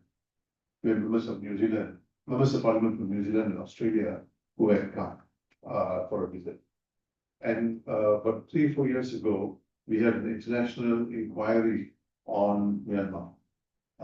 And we brought together members of parliament from Africa, from the United States, congresswoman from the United States. It was chaired by Heidi Butler, who was then the vice president of the European Commission, European Parliament, European Parliament. And then there's somebody from Thailand, Malaysia, as well as India. So we had a global group that did the inquiry on Myanmar. So lots of this happens, and when we had the money, we invite some of them for our programs. Every year, towards the end of the year, we have what we call Members Forum. At Members Forum, we debate, we discuss and evaluate the programs that we have done. And some of them come. We have Australians who have come, New Zealanders who have come, Europeans who have come for those meetings, so that they know exactly what we are doing. So in that way, we try to, like one other way of saying this, try to keep a loose coalition of members of parliament that we are constantly in touch with. So that means if there's an emergency, we can call someone. We can move things in different spaces. So I think that's something we have done. But again, all of these efforts comes with a $ in front of you. And increasingly it's becoming challenging. Increasingly it's quite challenging. And the work that we do is also quite demanding because it talks about a different narrative that we are trying to push forward. And not many people subscribe to that narrative. That's quite important. There are lots of members of parliament who actually support what's happening in Myanmar, who support what's happening in Thailand. So you have that group as well. But then they also, minority group that says, this is wrong. This isn't conform to human rights. It's a violation of democratic principles, and so on and so forth. So you really have to balance between all of that. We also have associate members from Japan. We also have members from Korea as well. But they are all associate members. So we have people around, but as I said, engaging takes money. It takes people, and that's something we need to keep working on. But I think, given the backsliding of democracy that is happening right now all over the world, focusing on parliaments is very, very important. Focusing on parliamentary efforts, parliamentary work, rule of law, good governance in our region, whether it's in Asia, in SAARC countries and so on, I think it's really, really quite important. In fact, I've spoken to some members in Nepal, for example, and Bangladesh, for them to form a caucus among themselves. Because the dynamics there is quite different, say, from Southeast Asia. So we need to have a different approach in the way they organize. So maybe we should make a special effort, Korea and Japan. Maybe they should have more meetings together, have more food together, share food share diplomacy first before they go into something else. So this is really quite important because there's something about food that we have to recognize. Food and drinks and so on. I'm not talking about whiskey and brandy. I'm just talking about water. This really cuts across lots of barriers. You can move things faster because negotiations are done outside and they last, not the one that's done formally in front of people. So I think we need to move on these areas. And I think our visit to Japan was quite good on our side as well. And I think Amadi was there and it was very helpful. I think sometimes you look at the face, or these are the faces for members of parliament from Southeast Asia, from Japan, from Korea, and so on and so forth. But this has to be done as a joint effort, as a joint strategy. Maybe that's a takeaway from today. Maybe that's a takeaway today to focus on the few members of parliament who still carrying the human rights torch, the democracy torch, rule of law, and good governance torch. So I think that's a takeaway. Thanks. Thank you, Charles, and over presidential. Thank you. Given the time constraint, I just point out 2 points. One is that we must be humble, whether we are from developing states or developed states, because democracy itself is a very fragile political system. Then this constant care by the entire society. We need to just take care of 3 cardinal elements that buttress democracy. That is, the robust democratic institutions that must be established in democratic country, and then must be maintained by constant care. And the second element is the sound democratic culture. Without democratic culture, you cannot run democratic institutions democratically. The last important element is the sustainable democratic ecosystem in each country. Qualified and capable politicians should be put into political circle, and then they can run the democracy more actionably and more orderly. If any defect in these 3 elements can cause malfunction of democracy in each country. So when we promote and defend the democracy, we have to just keep in mind these 3 elements must be enhanced in everyday life by the entire society. So having said that, the last point is just regarding ODA, official development assistance, as mentioned by JS and my Japanese colleague.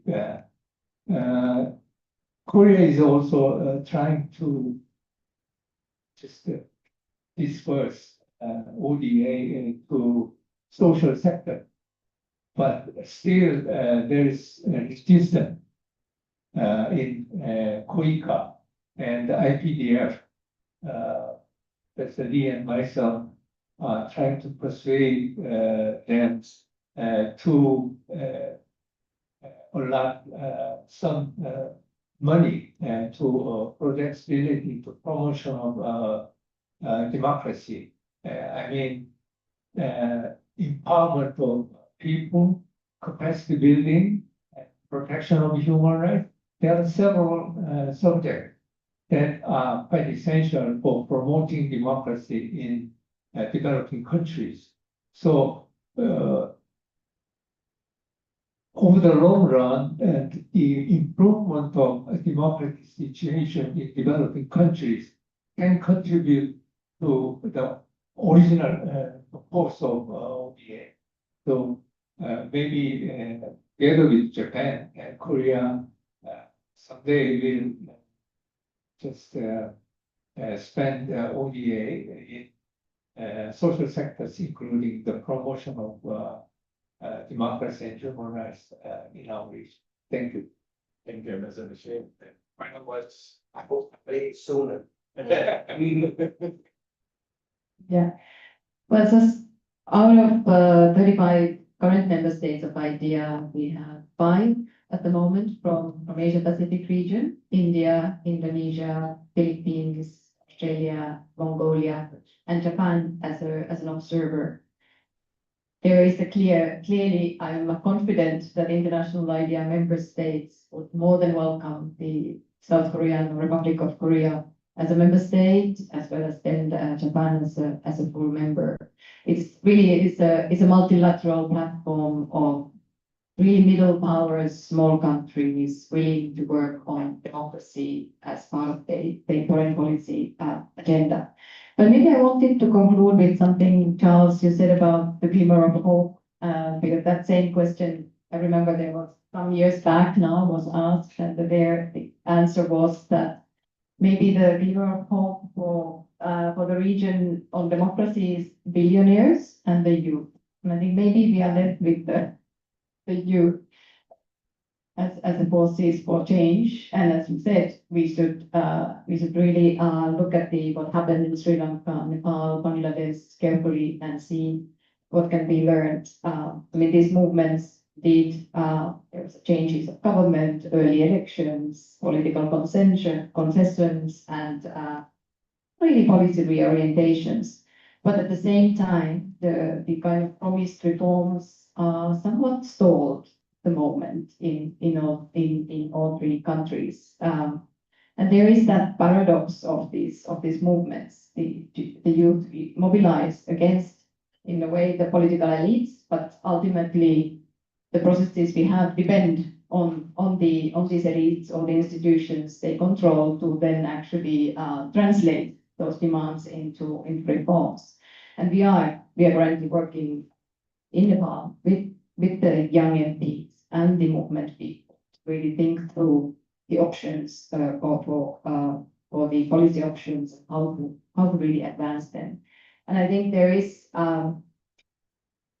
it is very critical, because I think if we now failing to seize these opportunities now would really lead to hopelessness or disillusion, perhaps migration from these countries. And as we know, the history of these countries suggests that the kind of unresolved grievances, they rarely disappear. They accumulate over time and will resurface again. So there is really a once in a generation opportunities in these countries that all of our networks, our organizations really should study and support in the way we best can, either by working with the governments or parliamentarians with these movements directly, and with the international attention that it doesn't go away when the protests turn into a hard work of politics. Often the kind of today's attention economy works in a way that then no longer we're not following those developments. But it would be indeed crucial to break these vicious circles in these countries. Thank you so much. Thank you. Warm round of applause for panelists. Applaud for you for being patient. I think the key word is resilience, cockroaches. It's the way forward. So please take a well-deserved short break, stretch your legs, restrooms are at the back, and see you in 10 minutes. Thank you. Well, when you get here, thank you. Notice. เป็นหน้าเป็นอะไรที่จะขอเป็นหน้าชนบท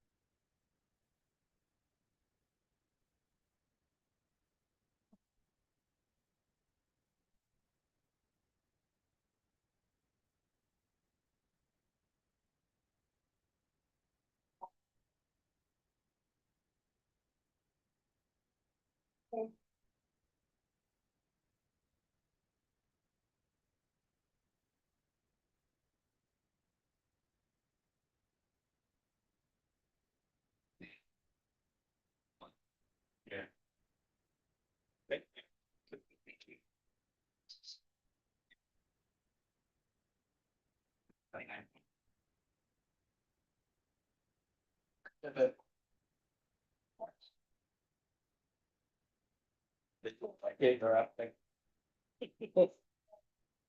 The problem for you. Okay. Right on. Oh, would be fun. That's what I think.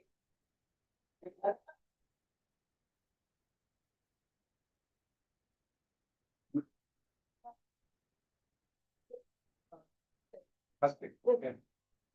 I think. Okay. Or we much. Or.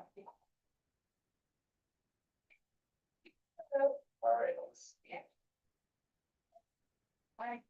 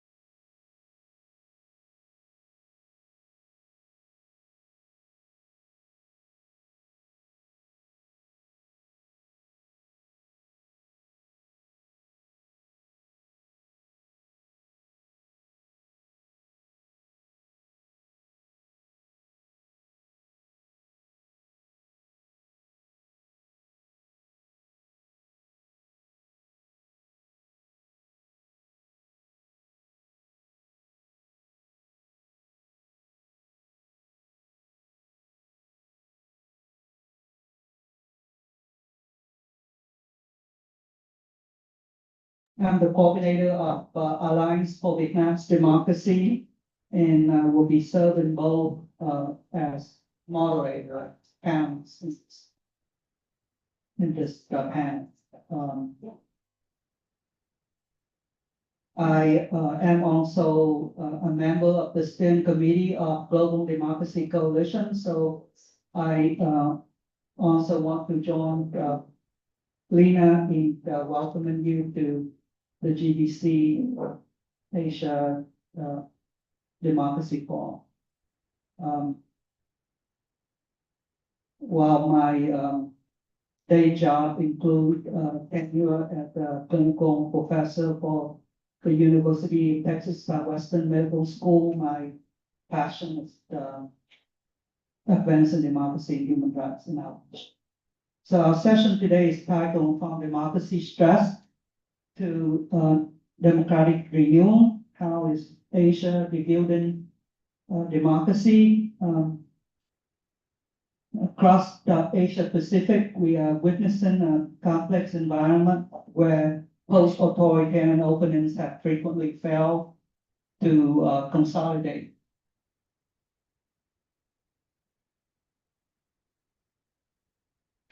Often replaced by legalistic authoritarianism shrinking civic spaces. Yet we will discuss today, renewal begins quietly in local movements, interparliamentary coalition, and international networks. We have a distinguished panel to explore these stories of renewal and resilience. I will introduce each of them now and invite them to share 5 minutes of opening remarks. In no necessary order, I would like to introduce the first Ms. Aklima Ferdows Lisa. She is the Director of Policy Analysis and Research Initiative of PERI in Dhaka, Bangladesh. Lisa has a background in law and brings a decade of experience conducting training on human rights and safety security projects. She previously served as a digital security specialist for Counterpart International and coordinated media advocacy at NO Silas Kendra. Today, she also advises the Urgent Action Fund for Women's Human Rights, Asia and Pacific. Aklima, you have 5 minutes for your opening remarks. Good afternoon. My bio was kind of given by, thank you so much. I will not go into there. Maybe I can just give a quick glimpse at where we are in Bangladesh. 2024 August actually showed that no regime actually how powerful, to what extent it exercises the power. I mean, the authoritarianism cannot continue if people stand against it. Yes, there was a moment, if we go back like 2 years back, and if I go now after August, like 5th of August, 2024, then the interim government took the responsibility. And then if I give you some bullets, like where we were actually before 2024, we had repressive laws in place. There were chilling events, CSOs were kind of silent, and we had obviously not open space, shrinking, you can say repressive in nature and kind of closed. And then economic turmoil was there, though we had many mega projects open and heavily constructions developments were happening. But we had 16 years old authoritarian government in place. And then the August 2024 happened, and then the interim government came. And after that, we heard the commitment from the interim one that we will, I mean, they will establish some commissions and some reforms will be taken place and more commitments that law and order situation will be improved. And after 18 months, we saw that the law and order situation didn't get much improvement. And then we didn't get much reforms also, which was kind of very tricky in 18 months of time. If you talk about reforms and reform-related initiatives, and then we still saw like some commitments about laws to be changed, and some changes were brought by the interim as a last-minute efforts. But at the same time, we saw that they were dependent also on certain things, mob, and also they were saying, terming it as a pressure group sometimes. When things were beyond control, then they said that, yes, we have to deal the mob. And then we heard the commitment about election also. So the election happened and February, this year, and we got an elected government. So if I go, as I was in the interim government's part, that discussion, and still space was open, definitely, but still civil societies were not that much open. So yes, many quarters, many sectors, many people, many boxes were open, and many things, many new initiatives came up. People were opening up, but still we saw a big part of the civil society were silent. Still repressive laws and in the excuse of pressure groups, mob violence were there. People were scared of mob and some other pressures, some other chilling effects from the government. So after the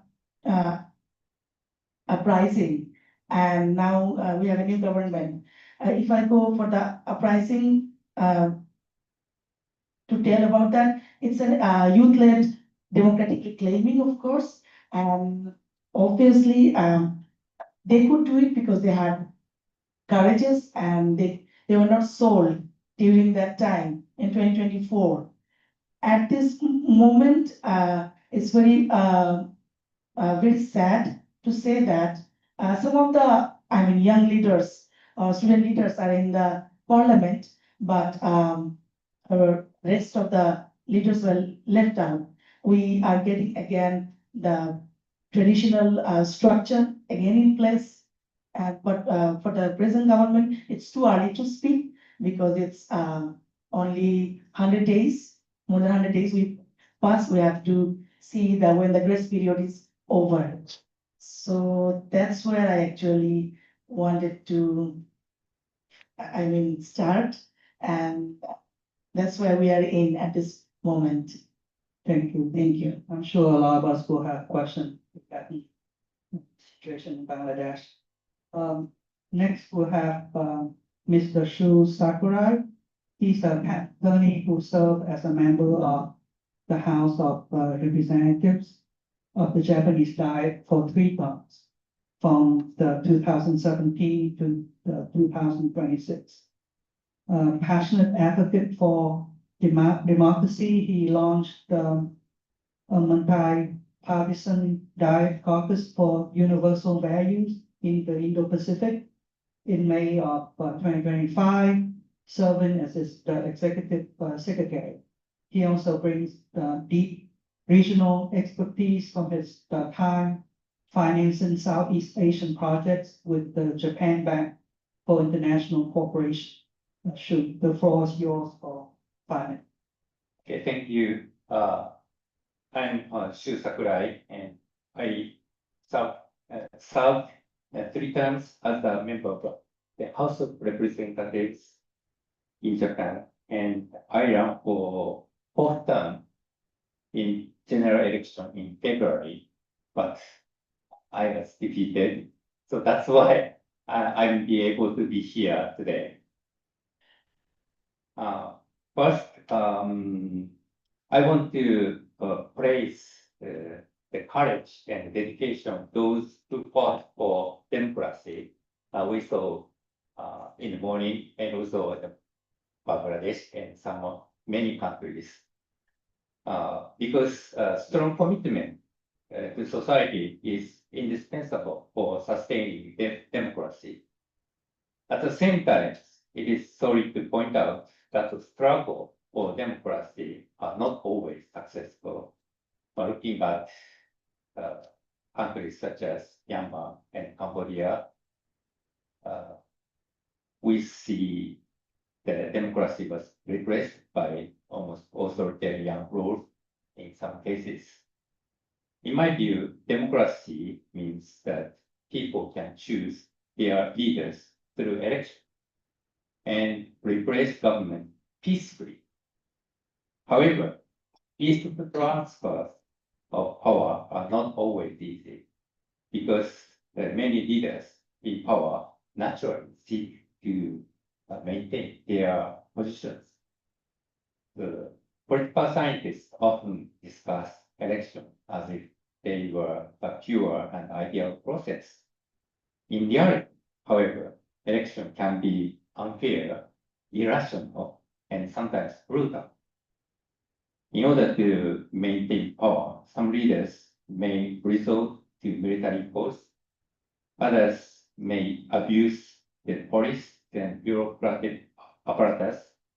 Some may spend a lot of money on propaganda and advertising, and others may conduct smear campaign against their rivals using internet and AI.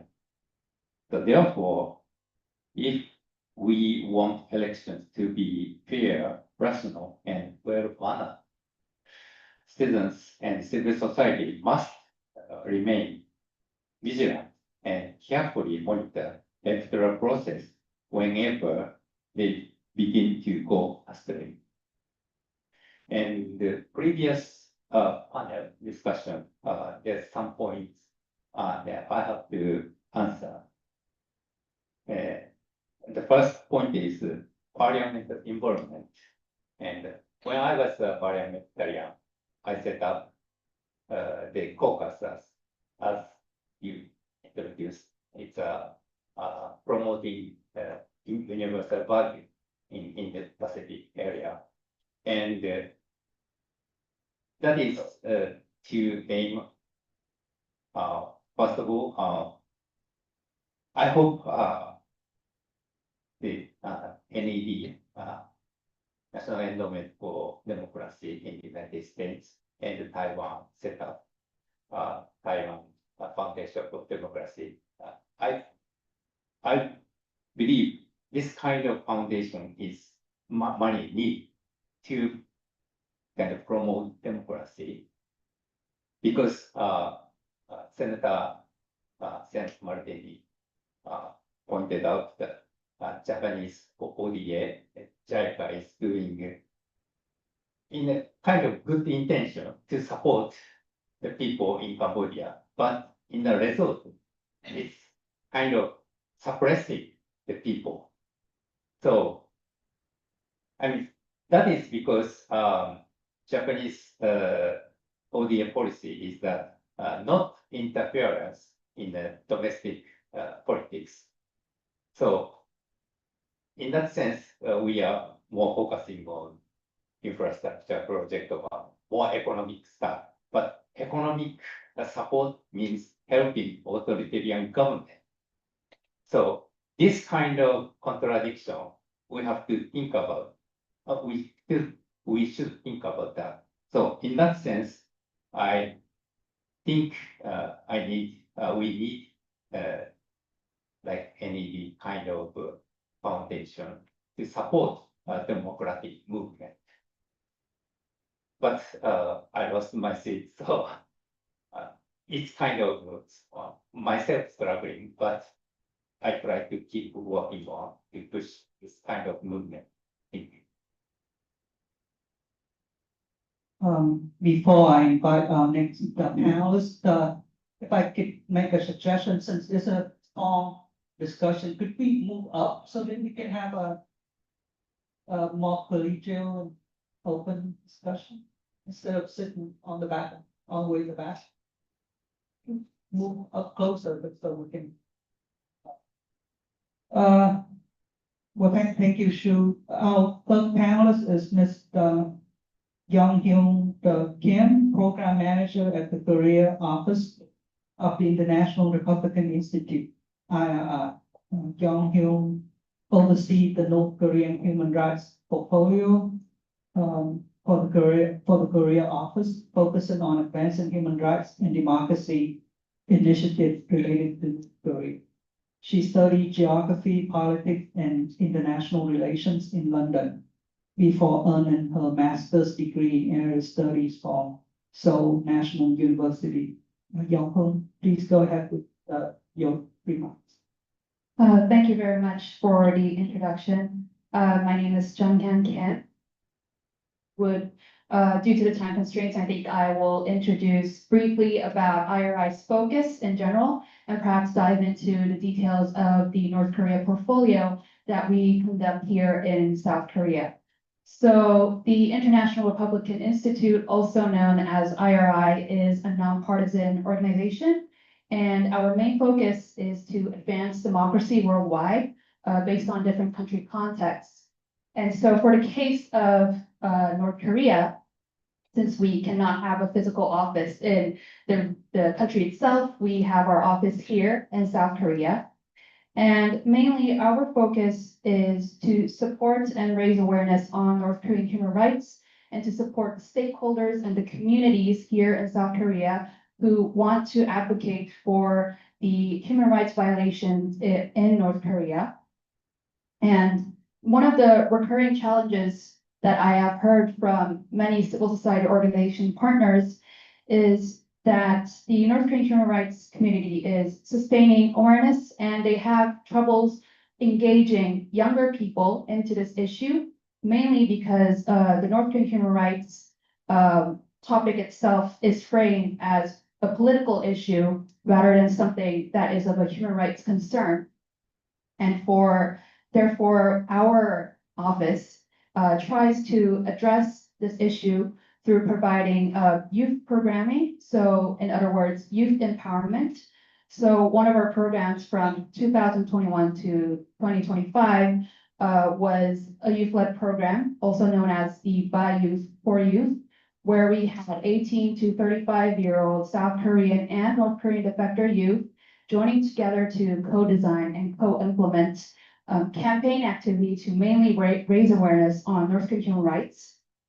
And for this campaign, mainly what they did was engaging with diplomatic stakeholders, also policymakers, not only domestically, but internationally, to discuss on the topics of North Korean human rights, but also to engage with the UN OHCHR here in Seoul, to dive into the Universal Periodic Review that happens on an annual basis, and to also discuss and to also empower international engagements with countries such as Taiwan, Cambodia, Tibet, to share human rights advocacy mechanisms, and to also expand the human rights movement, which I think is also fundamental for raising further awareness internationally.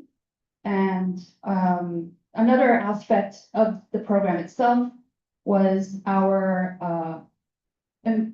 efforts in increasing public interest in this topic, because as I mentioned before, this is normally framed as a political issue. So in order to address and connect the public here in South Korea, what we did with these youth members was to engage them in a social media campaign using Instagram. And this has also been one of the very influential mechanisms in advocating for North Korean human rights. I can dive deeper into this diverse mechanisms that we use, but that is the general activities that we do here in Korea. Thank you. Sounds very interesting. Thank you, Young-ho.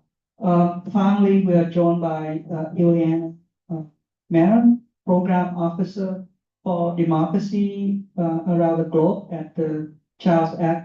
Karen Foundation. She leads the foundation's Global Fellows Program, an initiative that fosters collaboration, learning, and solidarity among international democratic thought leaders. Her work is instrumental in shaping international strategy by tracking the democratic trends, surfacing emerging threats, and supporting collective responses. Ileana, over to you for 5 minutes. Thank you so much. I'm Ilana Marin, proud representative of the Charles F. Kettering Foundation, together with my colleague Lisa Berry, they're in audience. We're very privileged. We find ourselves in a position of privilege in the sense that we have been able to support financially, emotionally, and spiritually the work of GDC and all these regional forums that we've heard such great remarks from Lina that she basically stole my remarks. Gosh, I was going to tell you all about those forums.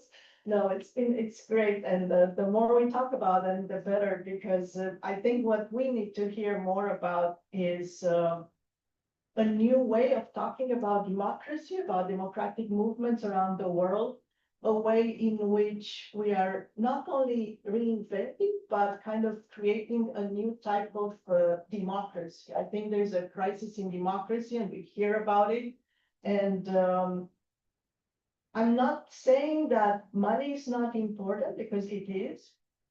As we say in Romania, my country of origin, we don't believe that money brings happiness. However, the amount does.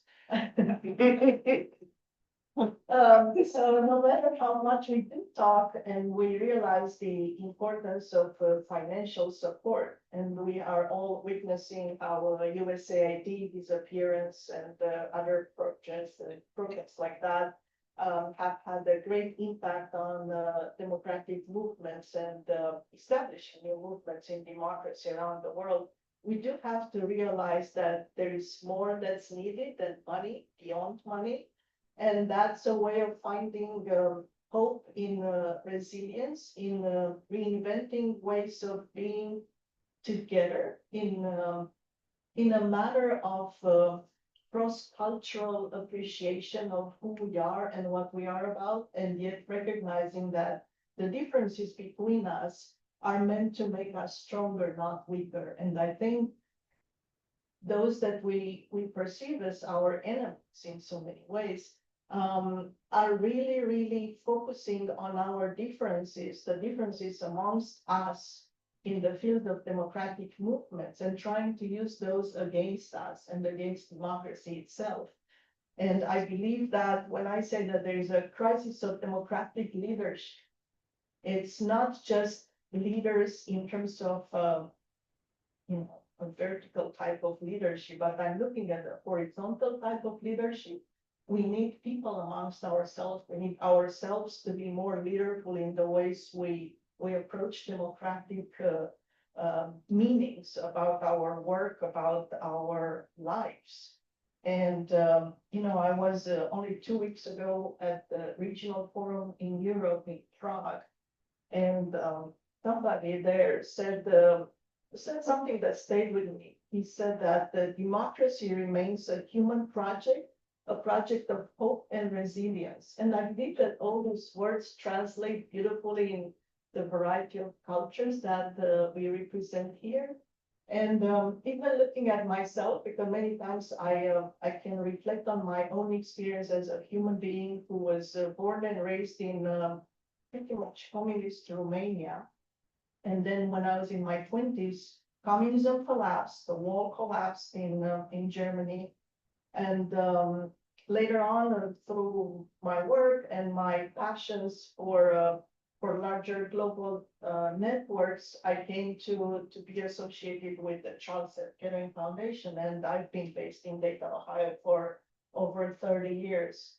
That's where our foundation is based, the headquarters. We do have an office in Washington, D.C., and we tried through the work of our foundation, which is an operating type of an institution, meaning that we're not necessarily giving grants, but we do connect with a variety of people and organizations by way of partnering the way we're doing here with the Global Democracy Coalition's regional forum. And we're trying to build on the legacy of Charles F. Kettering, who was an inventor. He was an inventor, part of a team of inventors. And I think that's something that we need to keep in mind when we think about democratic movements. We are all part of a team. And if Charles F. Kettering, who invented one of his inventions was the self-starter on cars, like when you turn the key, in the, old-fashioned cars. Love turkey so much. But he was part of a team of inventors, and I think that's something that we can learn from. And I think there is a reason why we continue to call ourselves Charles F. Kettering Foundation.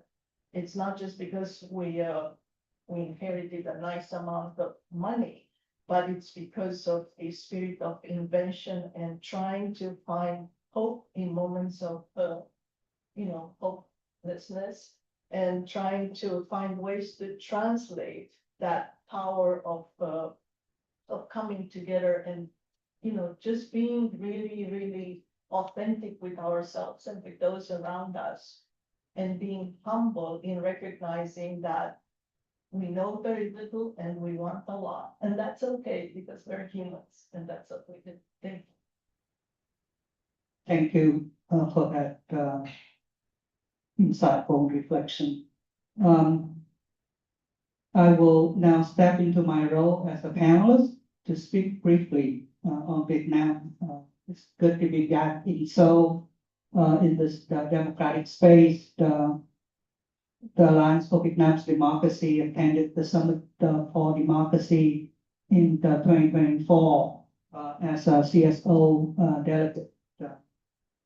We, in the last 2 years, we witnessed firsthand the severe weight of digital authoritarianism and transnational repression. Yet, even within tightly closed political space, underground civil society network building digital defiance that continue to lay the groundwork for eventual democratic renewal. In Vietnam, we're not dealing with a fragile democracy experiencing setbacks. We are dealing with a very deeply entrenched single party state that has spent decades protecting and perfecting the machinery of repression. The regime systematically targets any independent civil and faith-based organization that refuse to be co-opted by the state or by the political party. Freedom of religion, the freedom of assembly, freedom of expression are routinely criminalized under the guise of national security. Furthermore, the authoritarian tactics have evolved. We are no longer just fighting the physical intimidation, we are also fighting digital authoritarianism. The state employs sophisticated cyber surveillance, digital firewalls, and transnational repression to silence the critics and dissidents, not only within Vietnam, but outside of its borders. They want to ensure that no democratic opening can even begin to materialize. So renewal in the Vietnamese context means building the underground and the external infrastructure of resistance. It means preserving the spirit of civil society in the shadows so that it is ready to emerge when the moment comes. Our focus is on bridging the gap between these brave internal defenders and the international community. We cannot leave local activists isolated against the overwhelming resources of a totalitarian state. We must provide them with the digital tools to bypass firewalls, the platforms to share their stories safely, and the geopolitical solidarity necessary to hold their oppressors accountable. That's why international networks are so vital.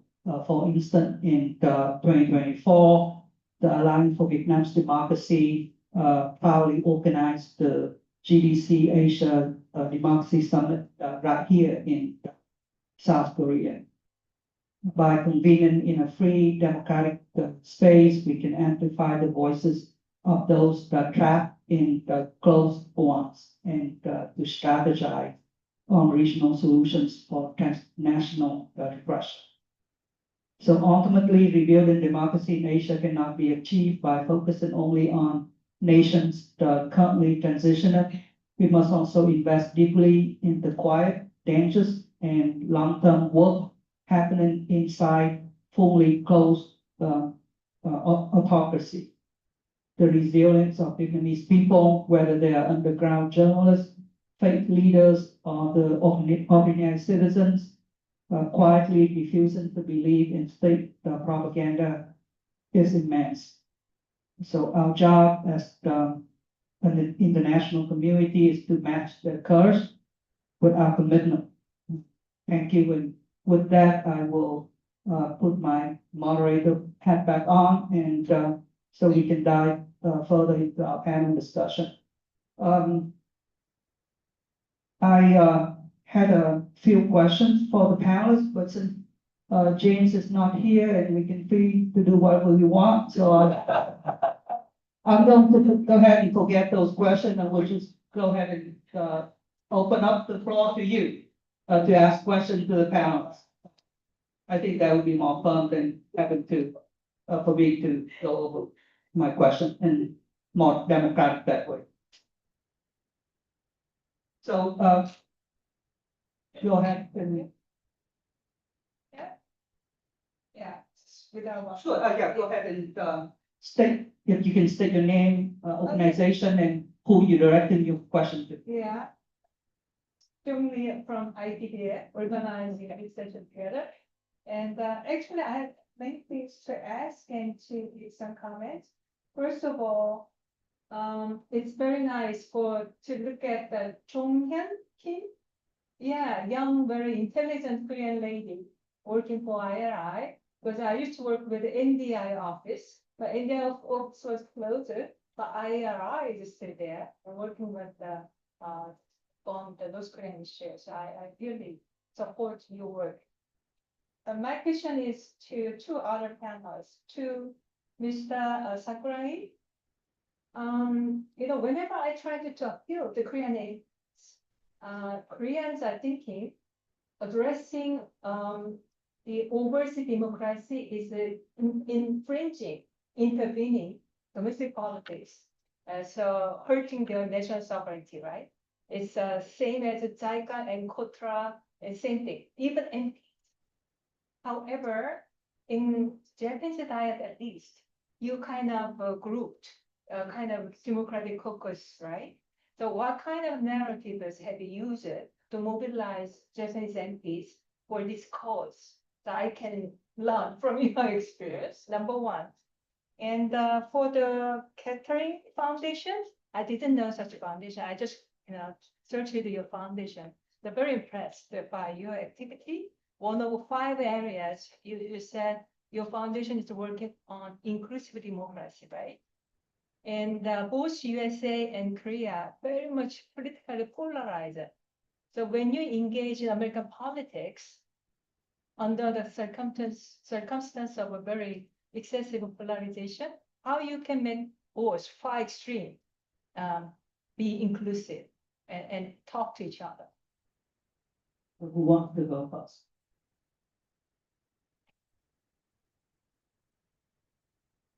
Thank you for the question. Why the Caucasus or the universal value based Caucasus is possible in Japan? And this is my opinion. And I think the world peace is very important.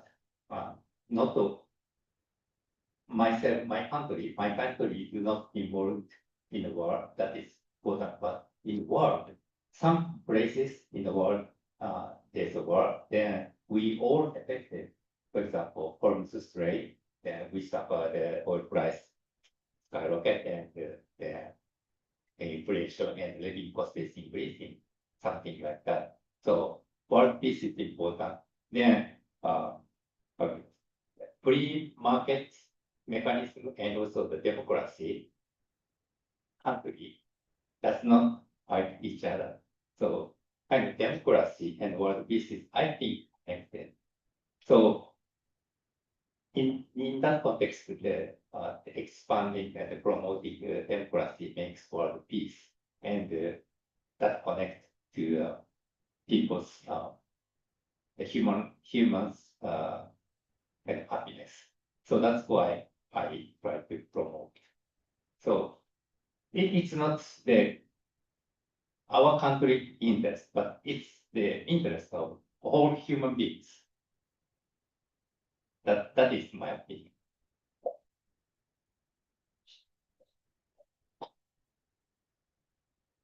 Yeah, kind of carrying on from a point of view.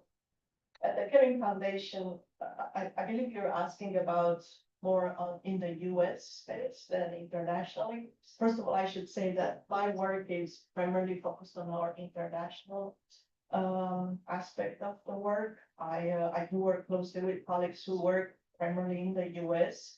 And what I can say from having observing and reading about the results of our work in the US, I think once again focusing on the values that we all have in common, that's a great path to bridge the gap between the polarized groups, and also to remember at the end of each day that we're all human beings and we all want similar things, perhaps not the same things.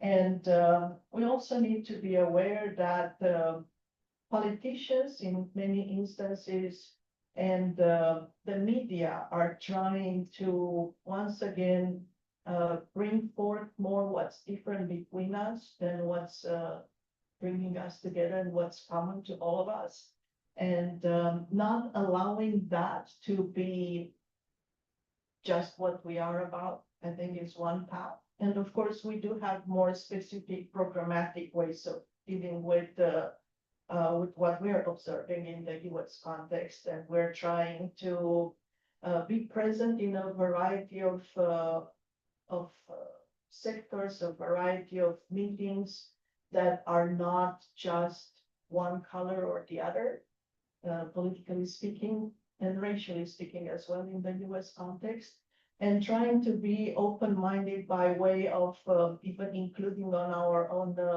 board of directors, people who are clearly coming from various political backgrounds. So that's yet another way, because we're a non-partisan, non-governmental type of an organization, and it is not just out of fear that if we lean more towards a side or the other, we might be penalized, but it is because we do believe in the power of not allowing polarization to become what's the symbol of the United States today. It is hard, but it's possible. And it's a big country with many people, and I think the majority of people deep down, they realize that there is more that we have in common.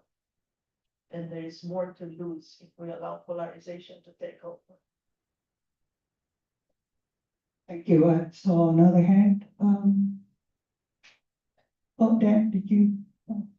Yeah, I was going to ask Mr. Sakurai what motivated him, to promote democracy, and you kind of touched on that. But I guess a more general question is, I think we all know the intellectual arguments why democracy is good, peace of the world, rule of law, more stable business environment. But did we see a lot of parliamentarians or elected officials not really, promoting democracy? And so we have, I think, two unicorns here. Well, Mr. Charles Santiago, Shu Sakurai. How can we promote more parliamentarians in Asia, in ASEAN, in Korea, and Japan, to see that this could actually get the good of their countries, to have a democracy quotient policy? That's my question. And then as an aside, clearly we're living under a crisis of democracy, rising authoritarianism, but I'm hopeful that we'll turn the corner in 2026. We see universal hope out of Hungary, out of Armenia. And so maybe we're at a low point where, illiberal democracy has run its course. Places like even like Vietnam, China has overextended itself. This depression will be a price we'll have to pay in terms of like the non-compliance with the people. So hopefully, we've in a low point, and the important thing is as see successes under democracy, build that momentum around the world. So looking forward, I think probably can't get any worse, but probably get a little bit better. So maybe if I can add to that, your work within the Diet Caucus was about redefining democracy values or democratic values. So they resonate with an Asian context, cultural context. How could you elaborate on that and maybe also answer Dan's question? Okay, the reason I work for promoting democracy not in Asia Pacific area is that first of all, I like this, and actually my grandfather was the victim of the atomic bomb in Hiroshima. So but he was survived, and I thought he talked about the Hiroshima atomic bomb to grandson me. So that's why I was educated like that way. And the more and also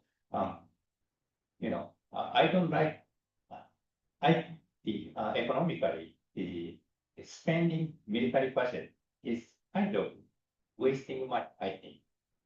If it's a kind of security crisis, security tension is going up, then it's no way to allocate military budget.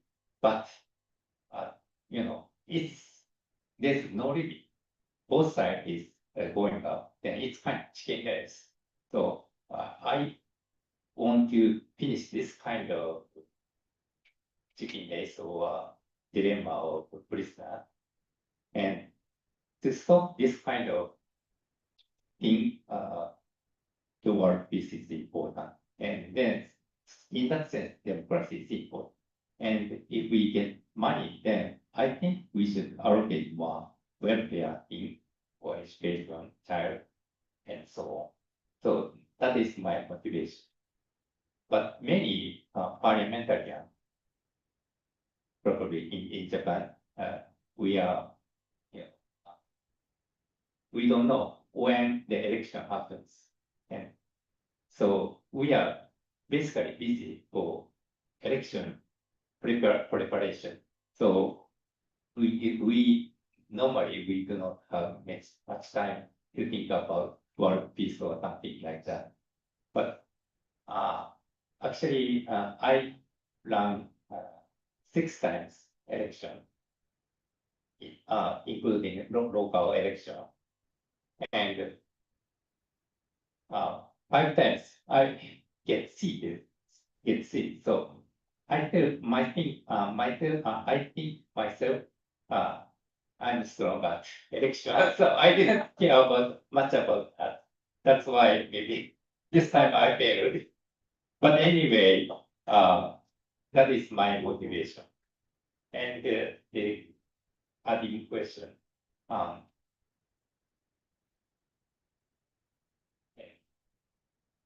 I think the democracy is kind of universal value.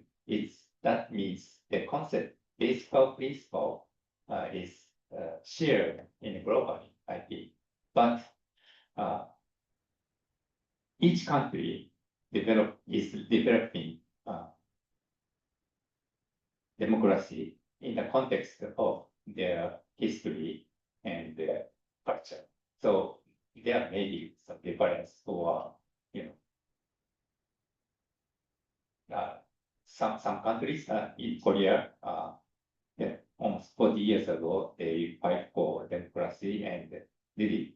In Japan, 150 years ago, there's a big movement democracy and to make a constitution and parliament, and they did it. But it's, the stage is different. So we should look at this kind of difference. Thank you. Thank you. Go ahead. Hi, I'm Chandran from Korea. Thank you for sharing your side.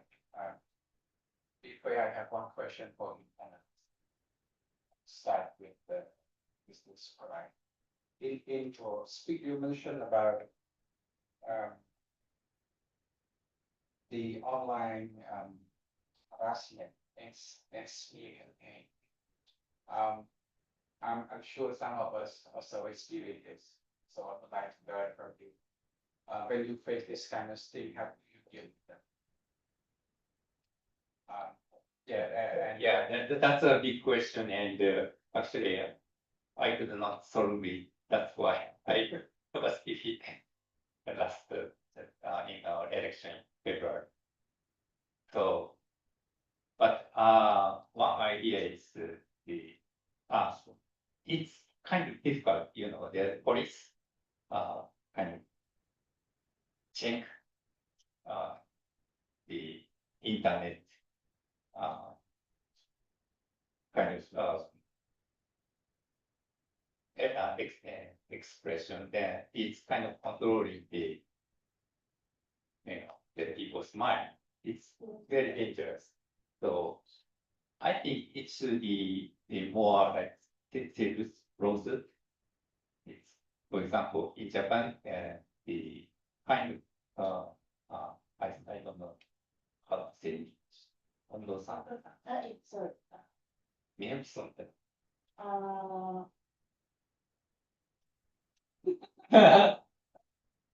Anyways, so the compensation of humiliation, the price is very low in Japan, so it should be increased. And then if it's affordable for lawyers, then lawyer willing to take this kind of cases, then the humiliation, the people is kind of to stop humiliation. I guess a question for Lisa.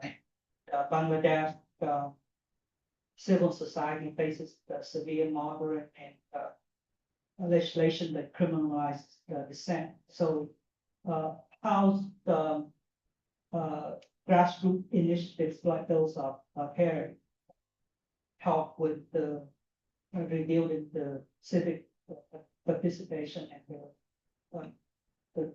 counter the culture of censorship? Thank you, Dr. David. The question. So, yes, we had repressive laws in place. If I go a bit detail, is cybersecurity laws. It was in the name of digital security law, and it was used for I would say, for all quarters of people.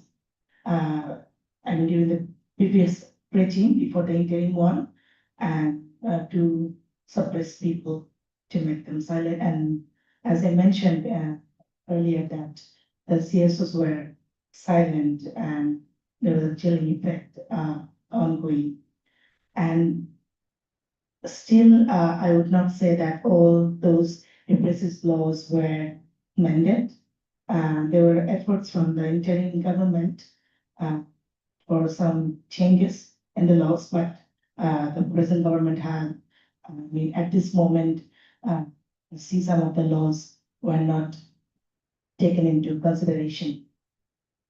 So if we go that cybersecurity law or the data protection law, or if we go to the freedom of expression and other freedoms also, those are not fully actually absolute. And if I go for the civic space, let's say to organize something, we have to obtain certain permissions for funding. for some projects, NGOs, civil society actors, they have to go through the scrutiny under the NGO Affairs Bureau, and that is under the Prime Minister's office. So we are not able to use the language that we want, the projects even. So it is kind of changed. Otherwise, in terms of funding, and it's same for all, whether it's grassroots, whether it's the capital-based organization, big or small. So yeah, that's the thing is operating. So if we talk about press freedom, if we see approximately more than 250 journalists at this moment are detained. So and the allegation is they were closer to the previous regime.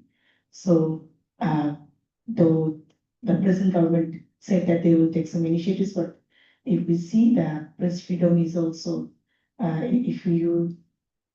is also curtailed.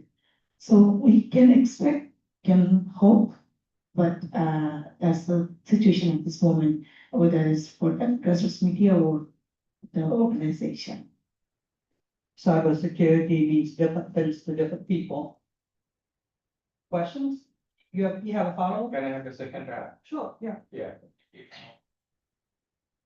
Yeah. In the first session, you mentioned about the paragraph of this movement in the region, including in Bangladesh. Since you are an insider, could you share with us from your observation what are the challenges that you see they're facing in the process of rebuilding democracy in the region? These are great questions. Thanks, Chinran. So the youth, when we saw August 2024, were very hopeful, and that the authoritarian regime got toppled and the changes will come. It was the expectation. And throughout the 18 months of interim government also, we got some commitments of the reforms and changes. The youth leaders also, we saw them on the street quite often. Protests were happening and spaces were open and new initiatives and new organizations, new associations were being formed. But there are a few challenges. As this movement, the youth-led initiatives, they were very active during the protest and during the uprising. So after that, what happened is that things got more political, and some political parties actually took the credit actually at the end. As a result, when we see that, and they took the cake actually. And as I said earlier also, that we saw a few numbers of the young leaders in the parliament, but some are left out, and some doesn't have that vision. As expressive anymore. We don't see that. If we see the newly formed political party also, I don't want to name, but we know there are newly formed political parties. At some point, we saw that the lack of, a long-term vision and the legitimacy over there, and they were kind of leaning on the, on the another political party, which are in the opposition at this moment. So this is one challenge, and also there's a lack of there's a traditional structure of politics. So that inclusion, that they were not being seen that okay, they're being included or they're being welcomed in an open hand. Though it was expressive that yes, we welcome you in the politics, but the previous structure is still working within the system. So we see before election, we see the challenges around those things. Also, this kind of movement is can be social media or digitally driven, but At some point, we see that these are quite fast and horizontal, these movements and their the group's actions. So it has a challenge because there is a no, we see the lack of sync at some point because there is no such leader top to bottom. And we saw a lack of sync over there in terms of actions, in terms of their decisions, in terms of politics. And obviously, the youth were actually courageous. They were taking the steps, and at that moment, as all united during the uprising, but a post-uprising situation, when we see that they were kind of, it's kind of a division and scattered situation we saw, and they were also facing those challenges. And we saw different situations came up. Sometimes it's law and order situation, sometimes violence, sometimes election-related stress or kind of anticipation that the election will be happening or not.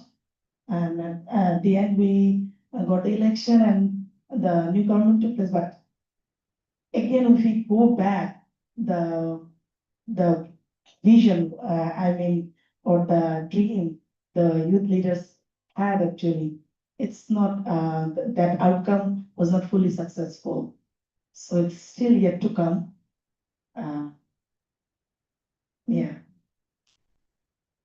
Young Hyun, it seems like from the opening remarks, you ran out of time. So if you have anything else you want to elaborate? Well, based on all the remarks, I do believe that civic engagement is incredibly important in democratic movements like this, especially since we have already existing activists who have experience in leading these campaigns and also these movements. It's also important to recognize the position for younger generation people who would be able to voice their thoughts and perhaps different diverse angles in addressing different human rights concerns and issues. And that is, if I just briefly talk about my own organization, that's the reason why IRI focuses on providing these younger people the opportunity to engage in dialogue and engage in actually making policy changes for government and also existing activists. And perhaps it is important for us to recognize that the future generation in years to come is the younger people. So we do need to engage them further in this field as well. That's great. Thank you. We're nearing the end of our time, so I would like to ask each of our panelists to share a final 1 minute closing thought on the most critical step needed to move from democratic stress to democratic renewal. So let's go from left to right. Thank you. I think somebody mentioned that a little bit earlier. I think it's very important to focus not just on the youth, but also on the intergenerational dialogue and the exchange of experiences and finding a common language that people who are slightly older can speak to people who are slightly younger, and also a way through which history can be shared. I think we're dealing with the crisis in lack of memories. We are destroying our own memories as peoples of the world. And in our own countries, we see that happening. I've seen that happening in both Romania and the United States. And while young people are, full of ideas, there is the big concern around AI and everything that has been coming with that at us all. It's almost like an erasing of what was before AI. And I think if we can find ways to bring back our knowledge that has been gained over so many generations, and share that with the younger generation and have them continue to focus on those elements might be very, very useful for all of us. Very interesting. I did mention about the youth, but also perhaps in the human rights movements in general, it's also important to not only engage with the senior activists and people who are already experts in this field, but also to sustain the public interest as well.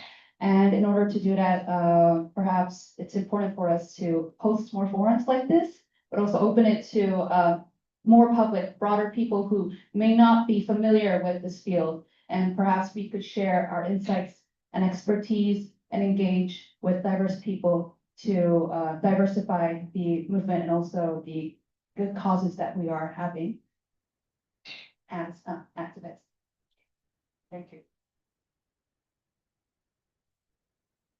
I want to echo with Ambassador and also Mr. Charles said in the earlier session that we must be hopeful, we must be trying, and we have to work together. We have to open the space.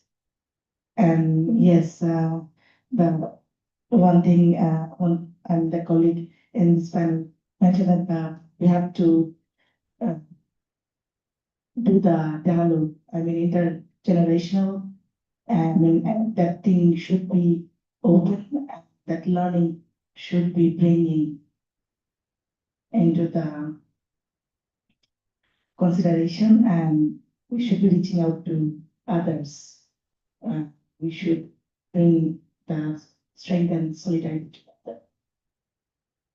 That's strong, solidarity. I'd like to bring up 2 points. One thing is China. China has been kind of promoting its post-authoritarian model to some of Asian and African countries. So, for example, China exports surveillance camera system and the internet monitoring technologies to suppress criticism. So, we are competing. I try to promote democracy, but China promotes authoritarian models. So it's kind of competition. We shouldn't defeat it. And second point is, in here, many participants from developing countries. So we are focusing on developing countries, democracy in developing countries. But also, I think in developed countries, there's also facing the crisis of democracy, looking at the United States and Western Europe.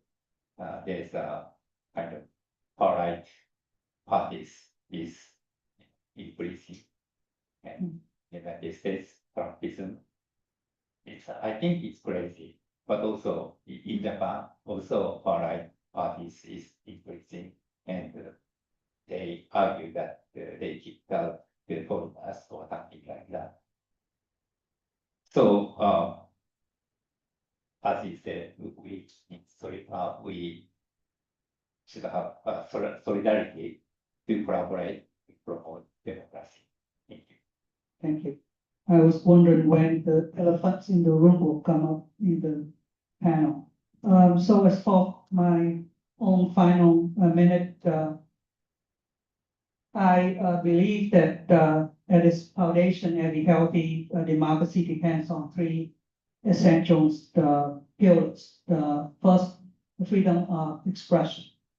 Citizens must be able to speak, write, debate, criticize public officials, and access information without fear of punishment. Then second, free and fair election. Citizens must have a genuine opportunity to choose their leaders through regular, competitive, and transparent elections. And third is the freedom of association. People must be free to organize, form groups, build civic organizations, join unions, establish community networks, and work together peacefully around shared interests.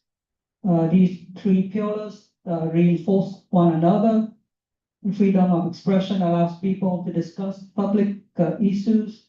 Freedom of association allows them to organize around those same issues, and free and fair elections allow them to translate these issues and voices into political representation and peaceful change. And none of that is happening in Vietnam. Thank you to our incredible panel.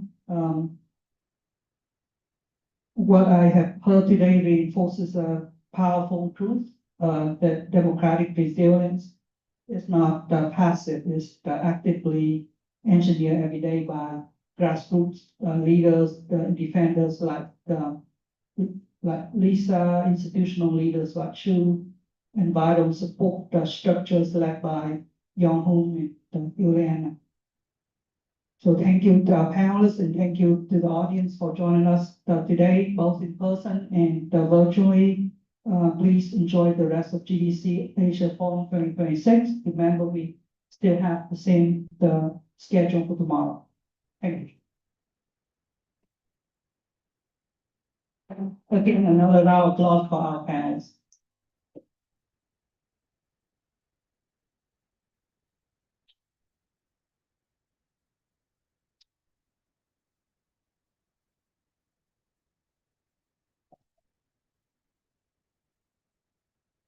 Right. Brilliant.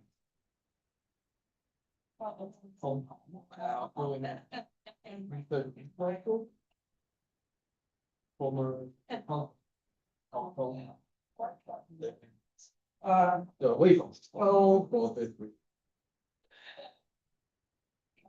I think we have a call tomorrow for the GDC participants. To the National Museum of Civic and Democracy at 5 p.m. tomorrow. So this is wasn't on the schedule. I'm just